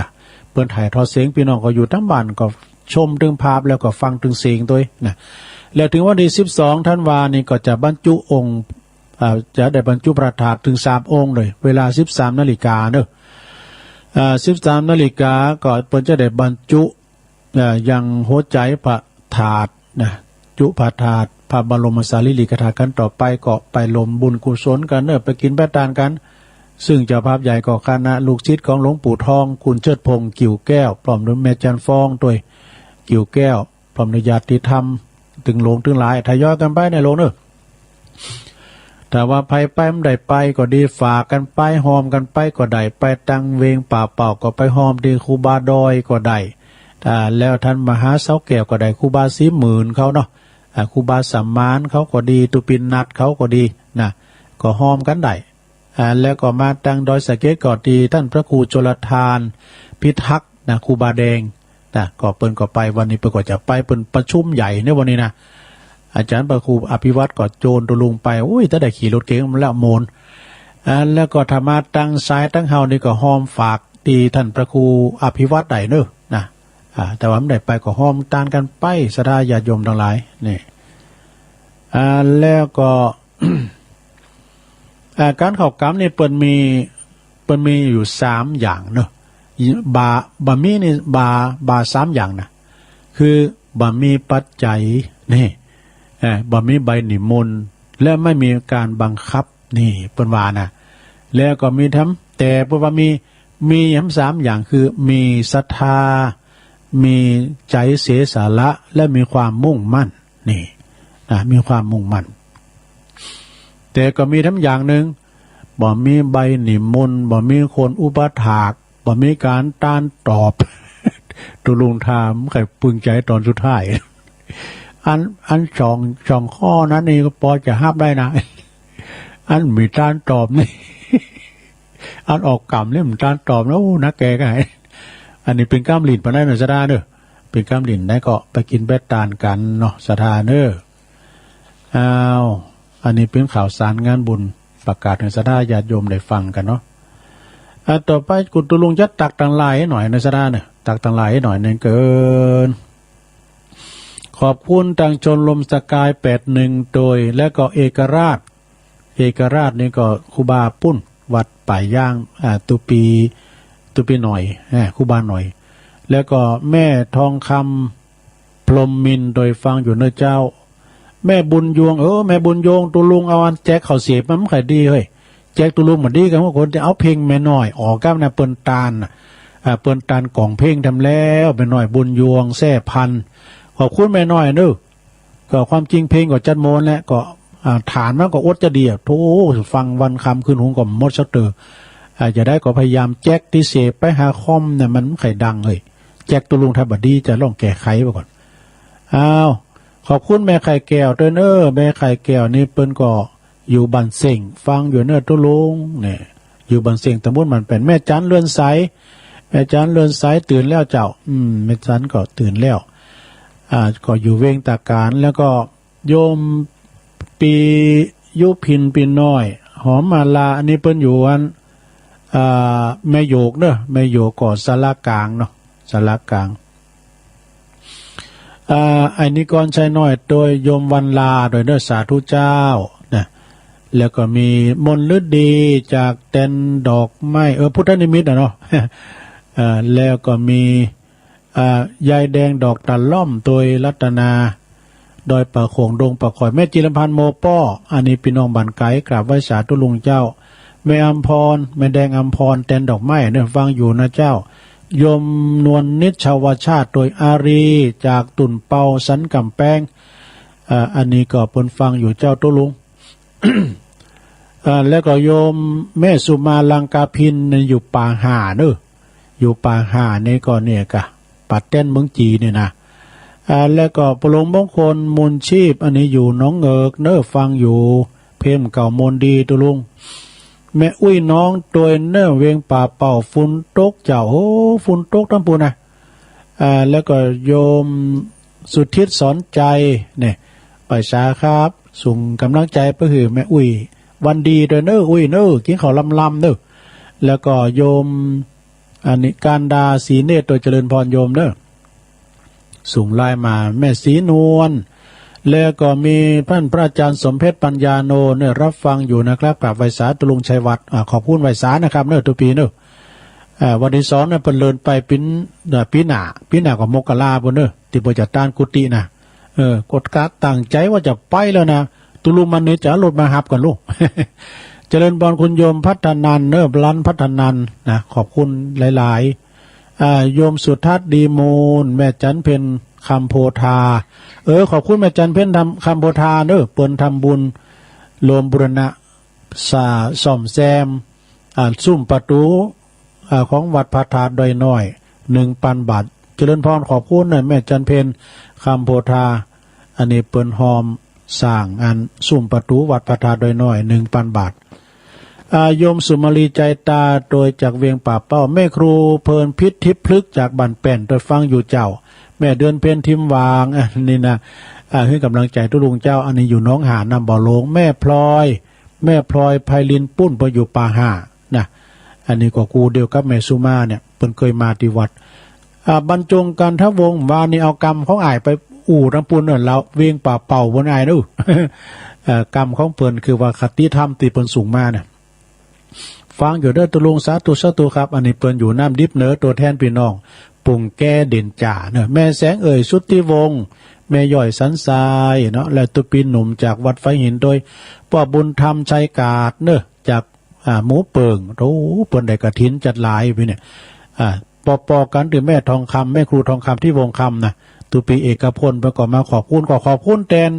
ตุลุงส่งเขาด้วยตุปีเอกพลชุตินทโลโดยเนอะตีสตามากันหนักมาป้าปั่นยอดป้าใจก็ได้นักได้ลายด้วยนะขอบคุณลูกศิษย์ลูกหาของท่านตุลุงบุญส่งและก็ตุปีเอกพลด้วยเนอะที่ได้มากินมาตานกฐินด้วยกันอย่างรุ่นหลามด้วยนะไอ้บารมีวังใจชิดกราบไหว้สาตุปีสุดหล่อตุปียองสุดหล่อปุ๊บใจดีทำแล้วนี่ สุรชัยจากเมืองจีนนะแล้วก็แม่ครูยากศนโยมการหาสีเพชรจากเชียงใหม่ด้วยในกราบไหว้สาตุลุงฟังอยู่เจ้าแล้วก็เจ้าอธิการวิชาสุจินโนเจ้าคณะตำบุญมงน้อยเจ้าอาวาสวัดปัดตานไหว้สาตุปีนะครับเนื้อพร้อมครับเจริญพรครับอาจารย์สุทัศน์กันทวังโดยเนื้อปอจานปครูเฮาเนาะอันนี้ก็ตักมาต่างลายเนอะศรัทธาญาติโยมต่างหลายวันนี้ก็ศรัทธาญาติโยมต่างหลาย ก็ได้รวมฟังเทศน์ฟังธรรมกันไปนะตุลุงก็ได้บรรยายธรรมเทศนาได้สรุปธรรมตัวธรรมวิสุทธิญาเนาะเรื่องพวกนี้ก็จะได้สอบมาเทศแถมนะจะได้สอบมาเทศพวกก็มาปะกันอยู่เนอะศรัทธาเนอะพวกนี้ก็เป็นวันศุกร์แล้วก็จะสอบทำตุอุ้ยมาเทศแถมนะตุลุงพ่อหลวงพ่อบุญปันเนาะเจริญปอนเจ้าไหว้สาเจ้าว่าไปเลยเจ้าได้ยินก็เจ้าได้ยินละใหญ่น้อยกัดนัดเอาเลยแม่ได้ยินละเจ้าไหว้สาเจ้าได้ยินก็ชัดเจนจะดีได้ยินละเจ้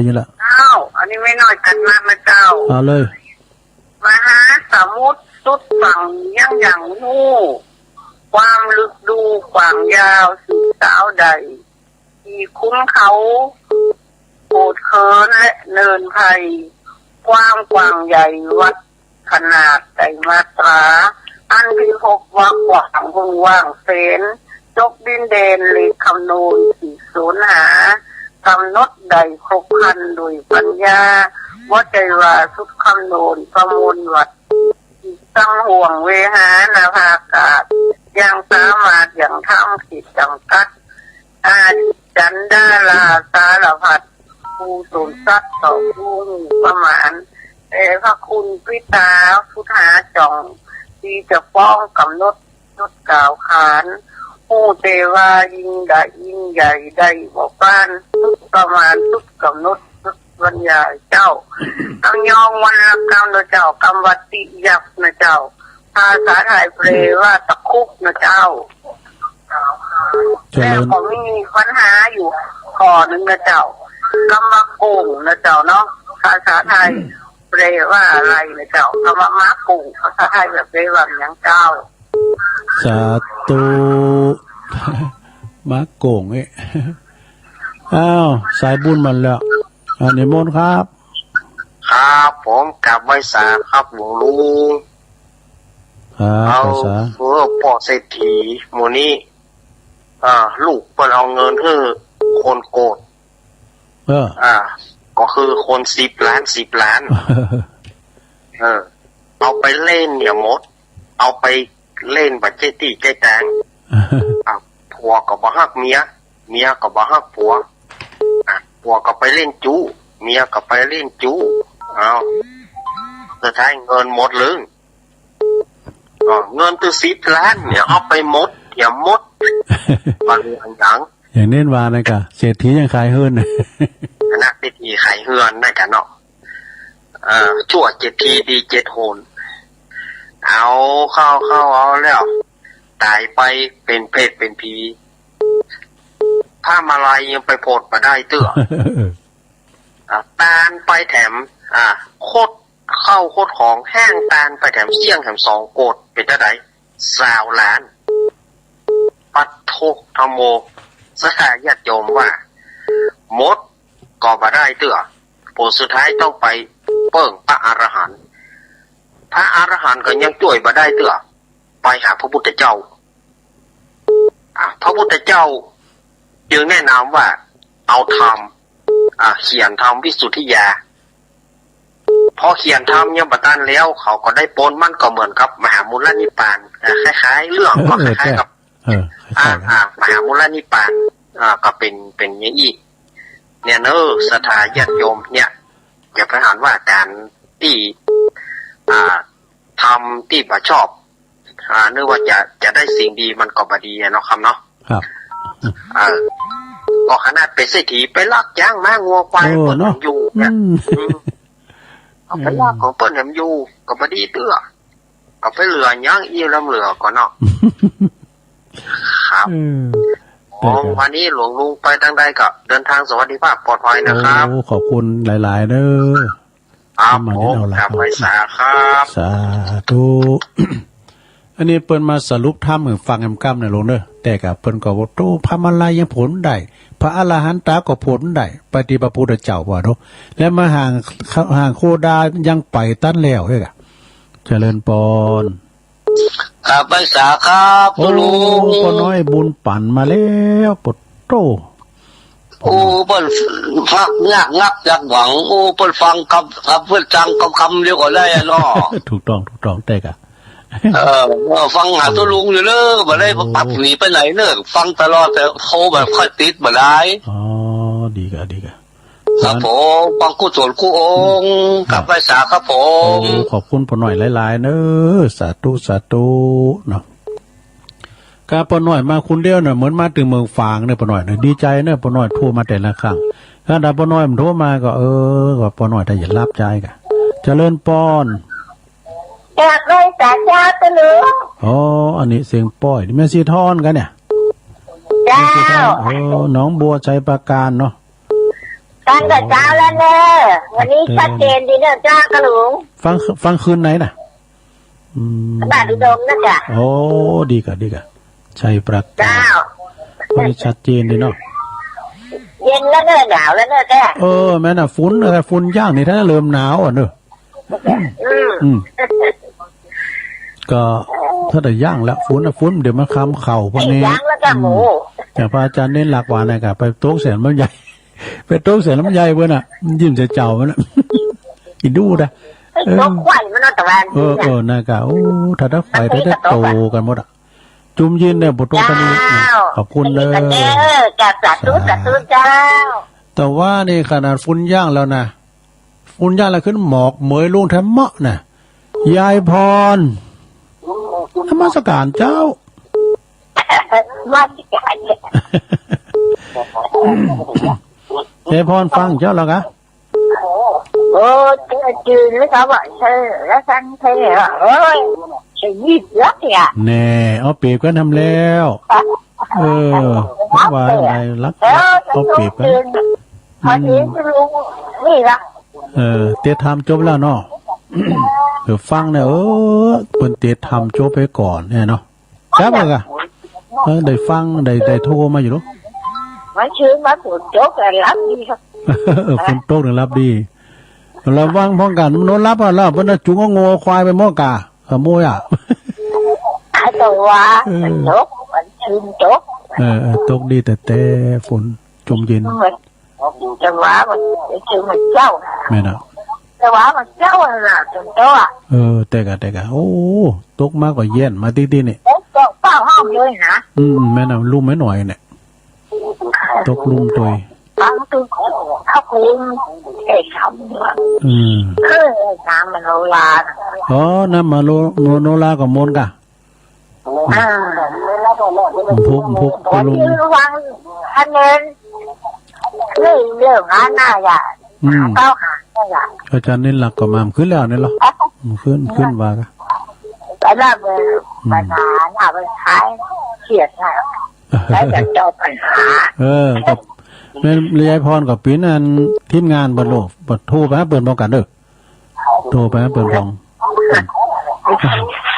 ห้องเพลงเหรอห้องเพลงเหรอ คือวังการกับนี่หรอ ห้องเพลงเหรอคุณหมอค่ะแปลงขึ้นแล้วไม่สั้นชีดอ่ะแล้วได้บอกเมื่อจะติดตามกับฟังนะสาระการิวิจาสูตรเอาดนตรีกันนี่โอเคจ้าเจริญพรยายพรร้องวัวแดงอยู่ข้างกำแพงวัดนะเจริญพร เจ้าว่าเจ้าแม่อยู่ไหนแม่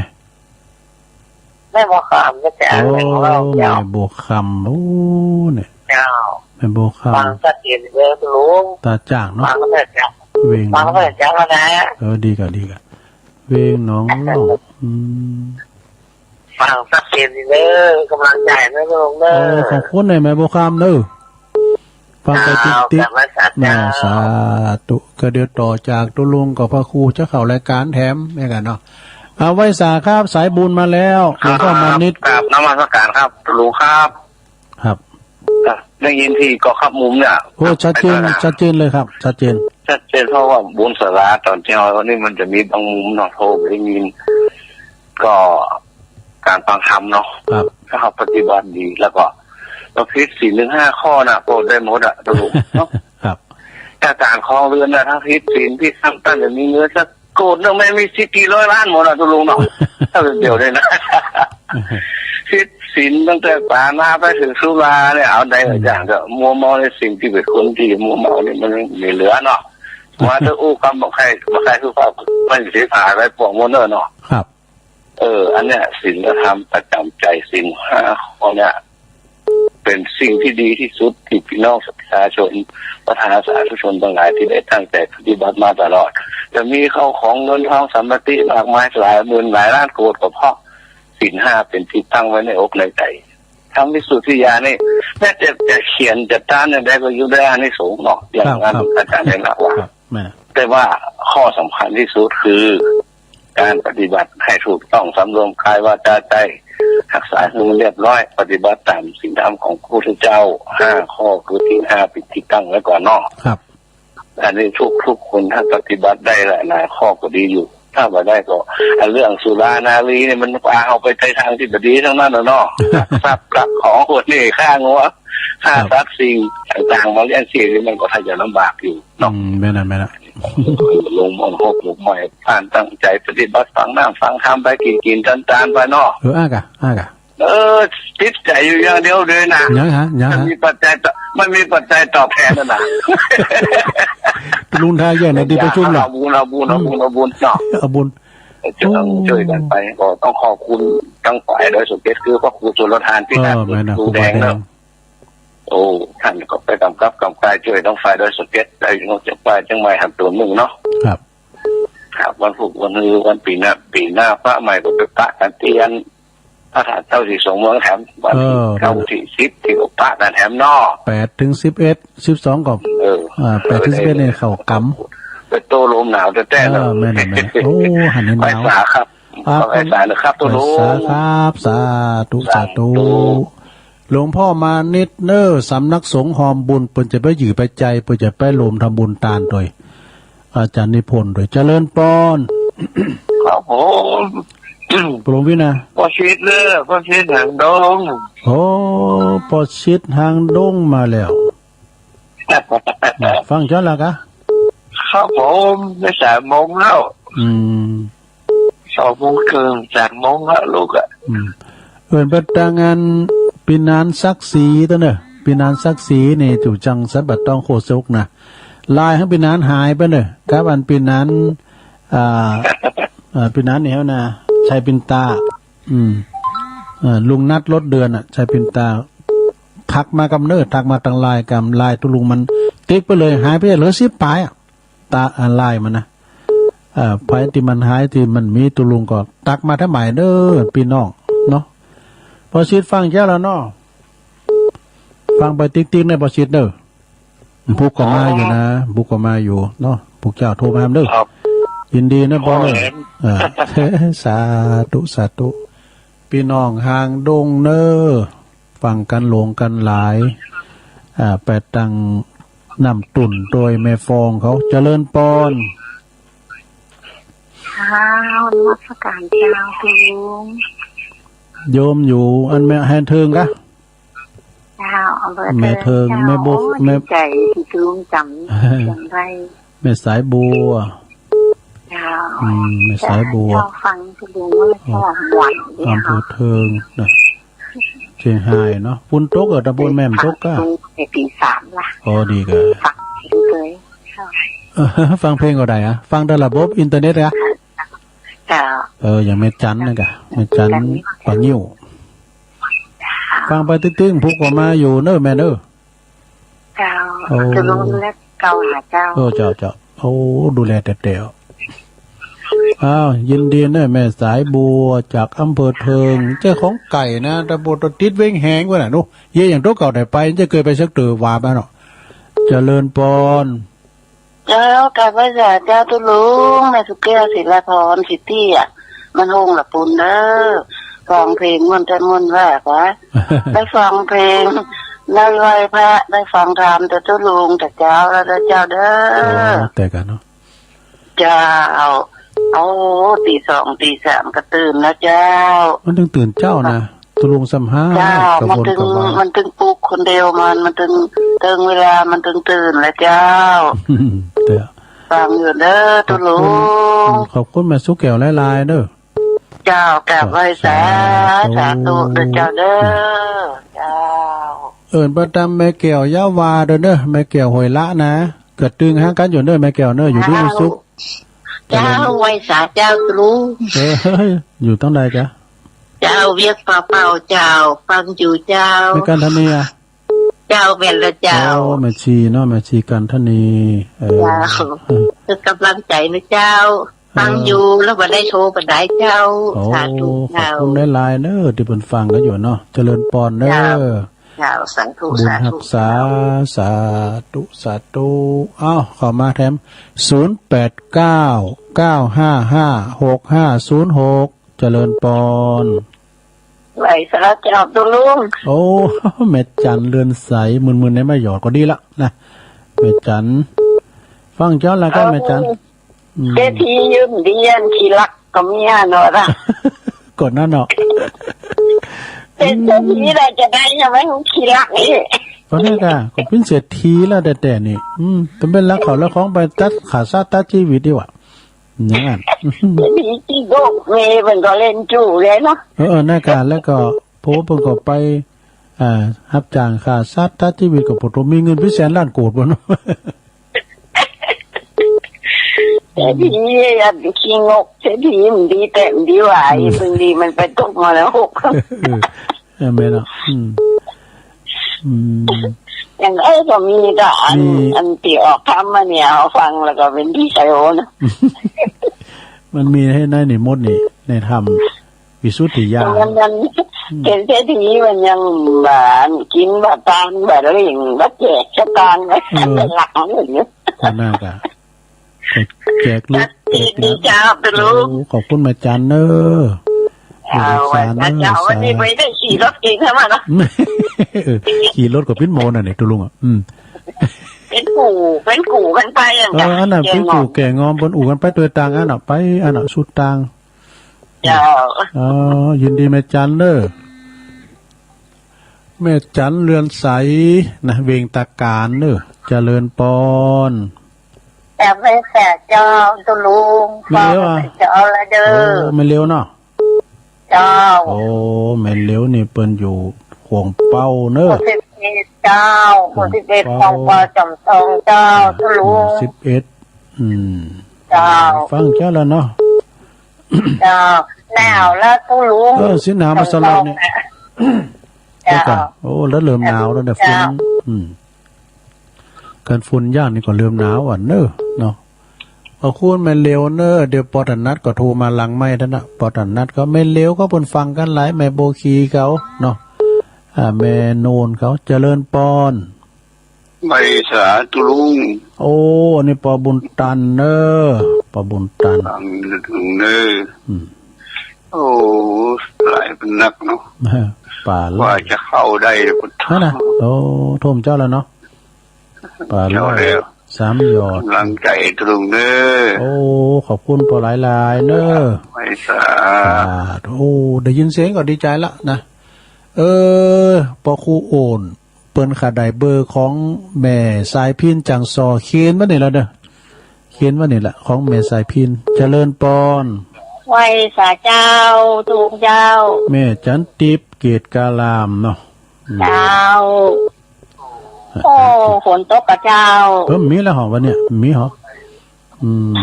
ตกแต่หายไปแต่หายแท้เลย วันนั้นตกหลายพอนี้เหรอพอจุ่มอยู่เริ่มได้หดน้ำดอกตัวจุ่มเดียว โอ้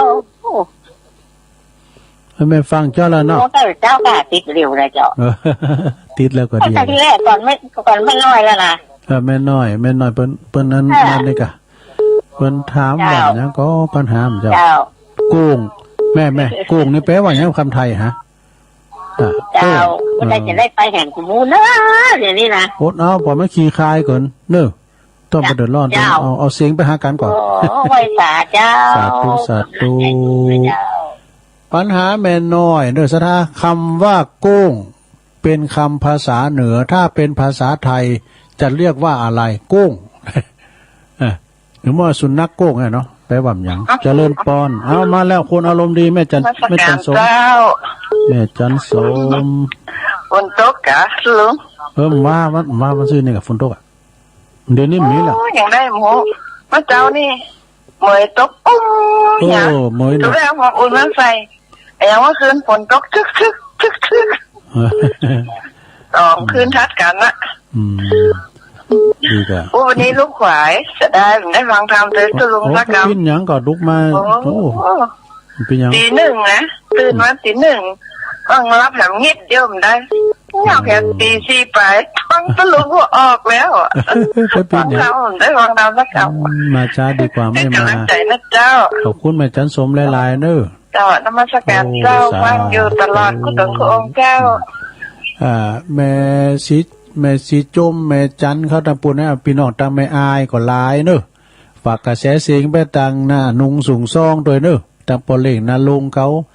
หน้าหอมไก่เขาหน้าทุ้มเขาปุ่นเกี่ยวน้ำสีย่นจองบันดอนตองเจริญปอน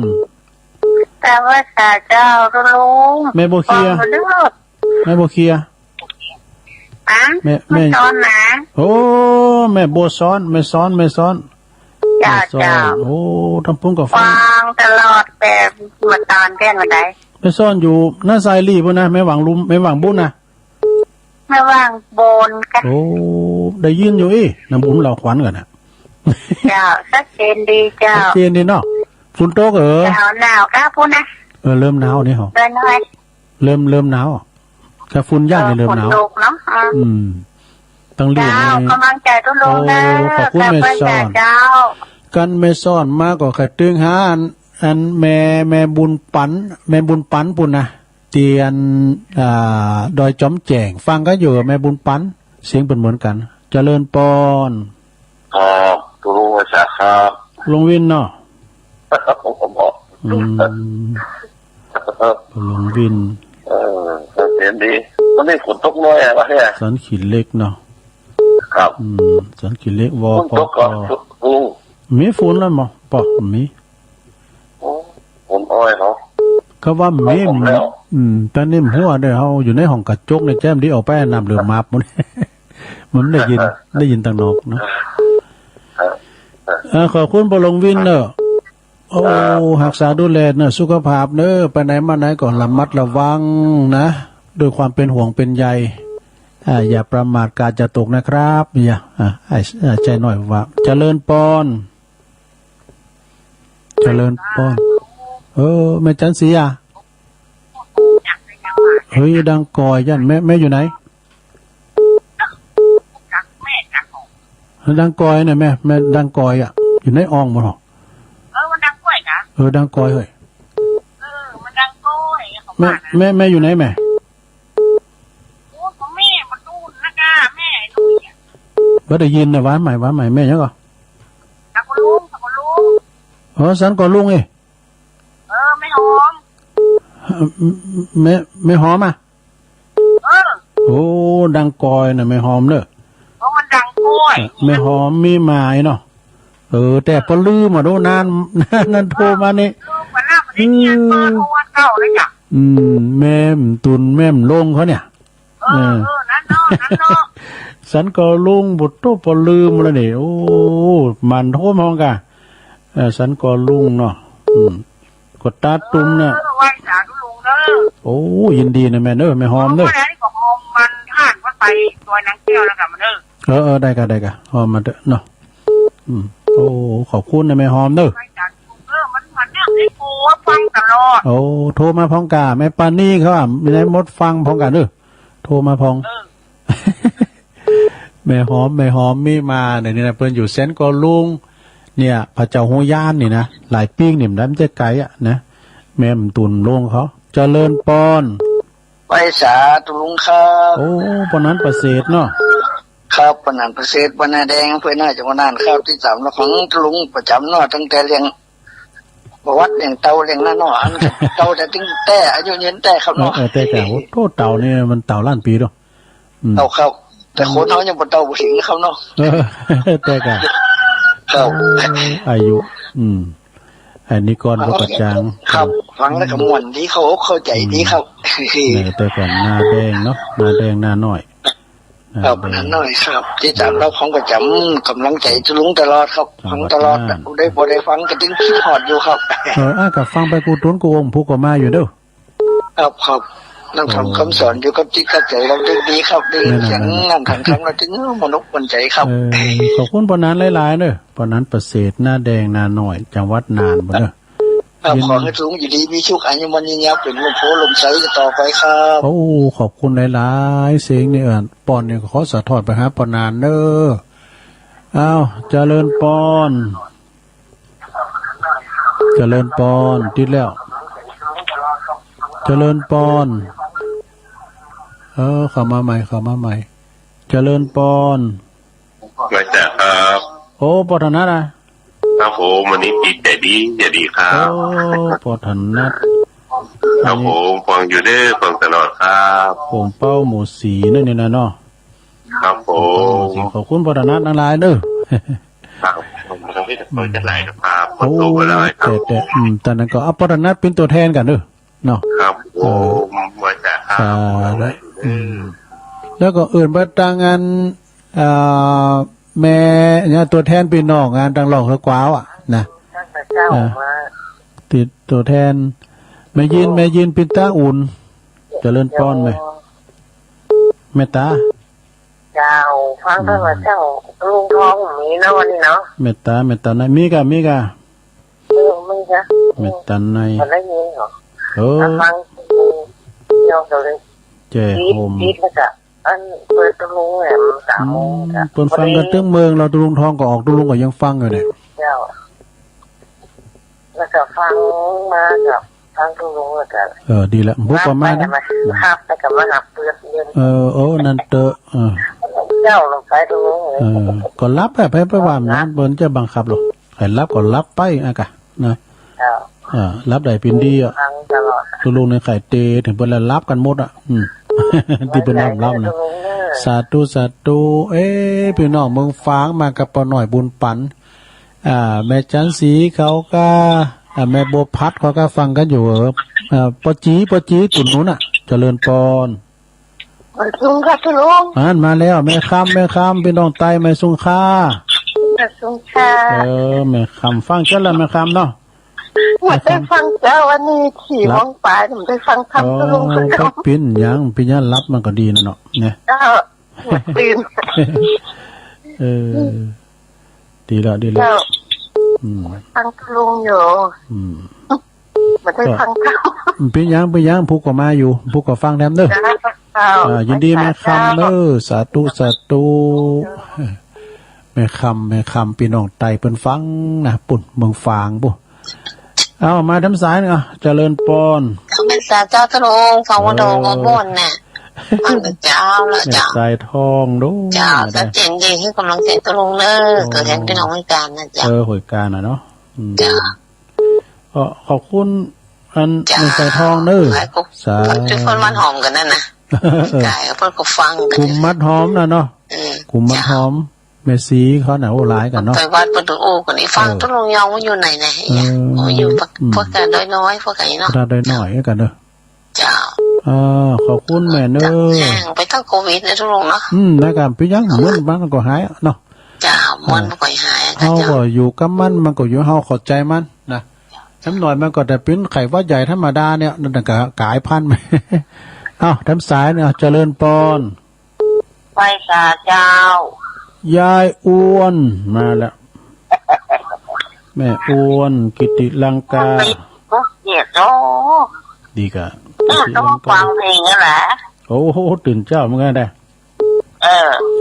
เขาว่าไปนี่แหละว่าจะจับเปลี่ยนหน้าการตุลุงก็นากุลีกุจอปโตตื่นแล้วเหมือนลุกกันเนี่ยดูพายว่ามันนอนมันรับโตมันนอนมันรับมันนอนรับนะตุลุงว่าเนาะมันนึงกะวนกะวายนะตื่นแล้วเหมือนลุกอ่ะรับนะตัวหูละผู้ก็ฟังได้เลยยินดีเนอะโอ้ในเราใจถึงน่ะจะไปอยู่นะดอยนางแก้วนะดอกแล้วก็แม่หลงหลาด้วยไม่หลงหลาวงสายยะไปเนยหลงหลาเด้อดุงหาดนักเอาแม่น้อยมีหยังเฉลยเลยจะจบรายการละแล้วแม่น้อย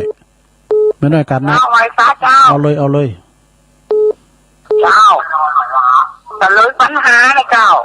ตั้งมาโกงก็คือด่างนะเจ้ารู้ว่าลายไล่โกงไล่ก้างก็ลายนะเจ้าม้าด่างก็ถึงยังเอาม้าโกง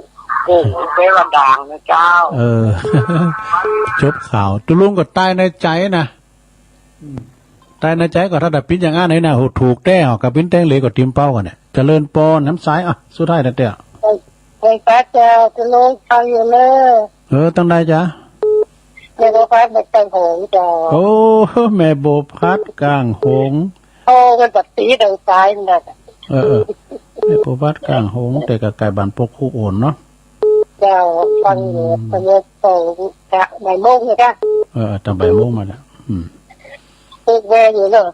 พวกมาอยู่พวกก็มาฟังแถมกันเนาะพวกก็ฟังเพลงแถมเพลงยายหน่อยเปิดแถมเนาะฟังเพลงของโมนที่ร้องนะครับเพลงเก่ามนไม่มีการโฆษณานะมีดนตรีอยู่ในหัวใจลูกม่ามเจ้าก็ฟังแก่งอมกันไปเนาะแล้วลึกถึงกัมบักเก่าลึกถึงสมัยเป็นบ่าวเป็นสาวเนาะยินดีแม่เด้อบุญนังซาเด้อจบข่าวที่แม่บวพัดเนี่ยเนื้อกลางหงนะเวลาตะลุงจบพอดีไพ่มันต้อมเต้นสุมาเด้อที่ปนโทรเข้ามาก็ดีพวกเจ้าโทรมาแถมเนาะ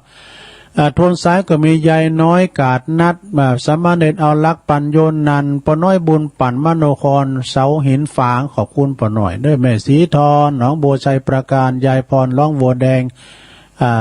อยู่ปุ่นสันกำแพงแล้วก็แม่โบคำตาจ่างเวงน้องหล่องหลวงพ่อมานิษฐาวโรสายบุญสำนักสงฆ์หอมบุญแล้วก็ปชิดหางดงโตยแล้วก็แม่สายบัวอำเภอเทิงเจียงไฮ้ฟังตลอดแม่สุกแก้วศรีลาพรตัวแทนพี่น้องสลิติเนอแม่ชีกันทนีเนอเวียงป่าเป่าแม่จันเรือนสายเวียงตาการนะแม่เหลียวขวงเป้าหมู่11ป่อบุญตันป่าไล่จีดีซ้ำยอดแม่จันติบเกตกาลามฝากไว้สาบารมีธรรมหลวงปู่ครูบาด้วยเนอแม่จันสมมานีจักอานีหลังกาดแม่สาวคนอารมณ์ดีไข่โหมาก่อนแม่ซ้อนอำเภอลี่ปุ่นนั้นนะปุตโตข้ามไปไกลขนาดเนอะไม่อยู่แม่หวังบุญน่ะป อลงวินจากสันขี่เล็กเวงป่าเป่าโดยแม่หอมมีมาบันเซนกุลุงโอ้เจริญพรแม่หอมเด้ออายุมันควันยืนในแม่หอมเด้อมันโทรมาล้างไม้ก็ได้แม่หอมเด้อแล้วก็ปอนั้นประเสริฐหน้าแดงนะจากหน้าหน่อยจังหวัดนานปอฐานนัดขวงเป้าหมู่สีดีใจวันนี้เต็กเข่าใดอีดอกแม่ตาแม่ตนายแจ่โฮมแม่คำพี่น้องใต้ไหมสุงคาแม่สายทองตัวแทนพี่น้องหวยการเนอะพี่น้องเปิ้นว่าพี่น้องเปิ้นมาท้อมเปิ้นฟังกันนั่นแล้วเปิ้นไปอู่กันที่วัดปุ่นนี่ดูไปสีเขาน่ะแม่อ้วนกิติลังกาแม่น้อยกาดนัดเฉลยด่างแปลว่าโก้งโก้งแปลว่าด่างเนอะกำไทยแปลว่าด่างนะแล้วก็แม่บัวพัดกลางหงนะสายที่27สายปุถมใจย่อยๆในวันนี้นะดีใจเนอะพี่น้องก็ฟังกันหลายที่เปิ้นโทรกันมาหนักหลายเนาะตุลุนนำรายการจากราชธาไปก่อนก็ได้ฟังอาจารย์พระครูต่อไปเนอะอยู่ดีมีสุขเหมือนกันจุโคนจุตันจัตตาโลธรรมาวัฏันติอายุวันโนสุขังปะลา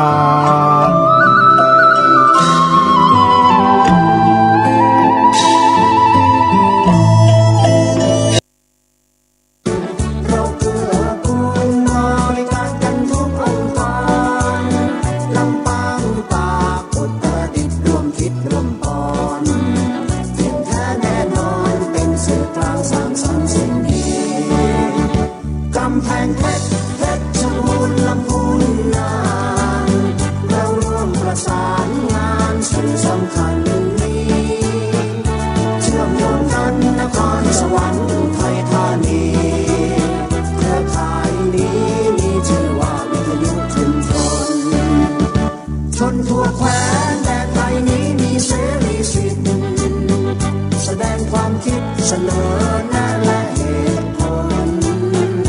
สื่อถึงกันเข้าใจกันทุกบ้านตำบลวิทยุชุมชนโดยประชาชนเพื่อชุมชนของไทย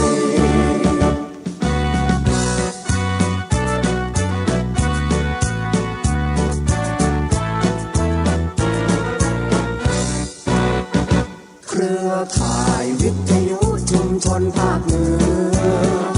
เกิดขึ้นเพื่อประชาชนชุมชนทั่วไปโยงพิจิตรพิษณุโลกพะเยาเชียงใหม่สุโขทัยเชียงรายแพร่แม่ฮ่องสอนเราเชิดชูชาติศาสตร์กษัตริย์และรัฐธรรมนูญเราเกื้อกูลบริการกันทุกองค์กรลำปางตากอุตรดิตถ์ร่วมคิดร่วมปอนเก่งแท้แน่นอนเป็นสื่อกลางสร้างสรรค์สิ่งดีกำแพงเพชรชรบูรณ์ลำพูนน่านเราร่วมประสานงานสื่อสำคัญนี้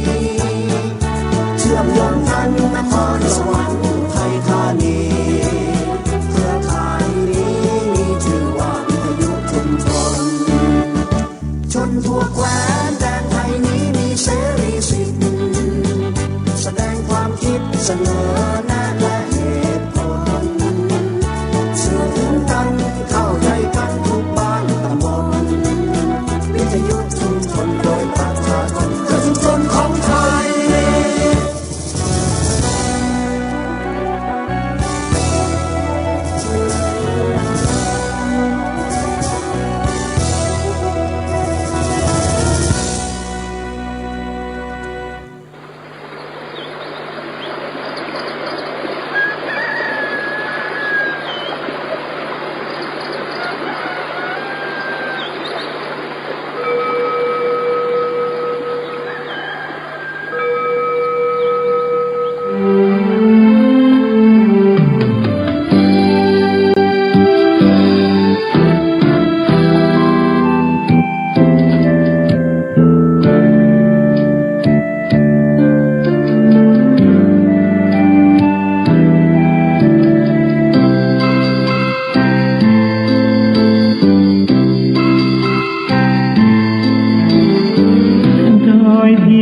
ปานน้ำงดงามสูงดินรอยคำเอราพระนีฝากเสียงผ่านสายลมลอยเชิญชวนศรัทธาร่วมบูรณาวัดป่าดงดอยยอดภูนางแก้วยัง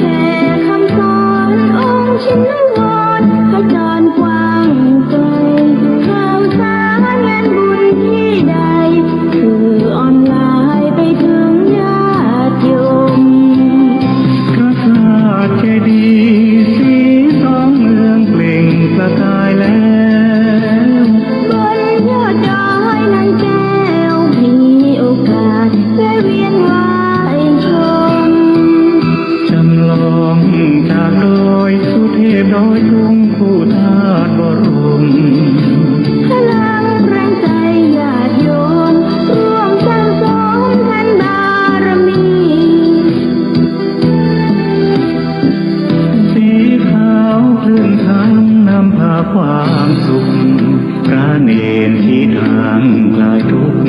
เกิดปิติสุขไปทุกทินทีเปิดฟังธรรมะพระจัดรายการหลายคืนบางทีร่วมสร้างมหาทานบารมีพระธาตุเจดีย์สีทองเมือง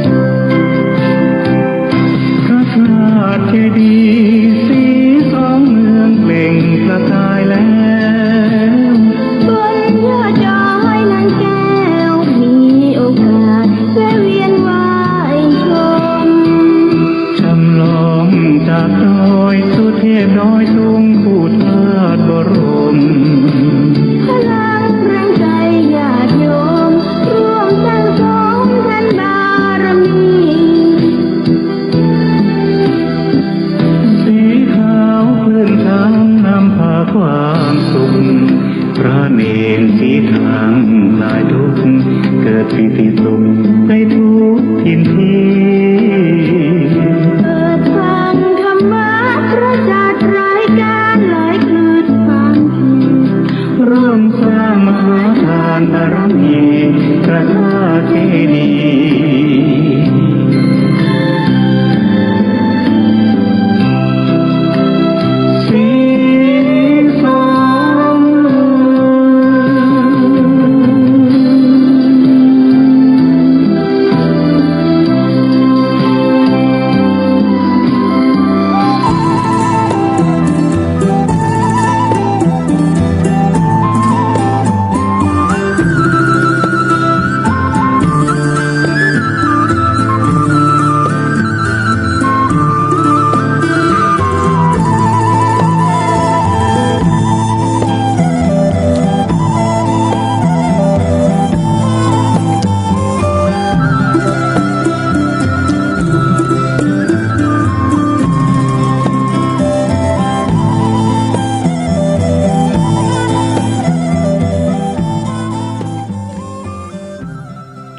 ขอนอบน้อมเอาคุณ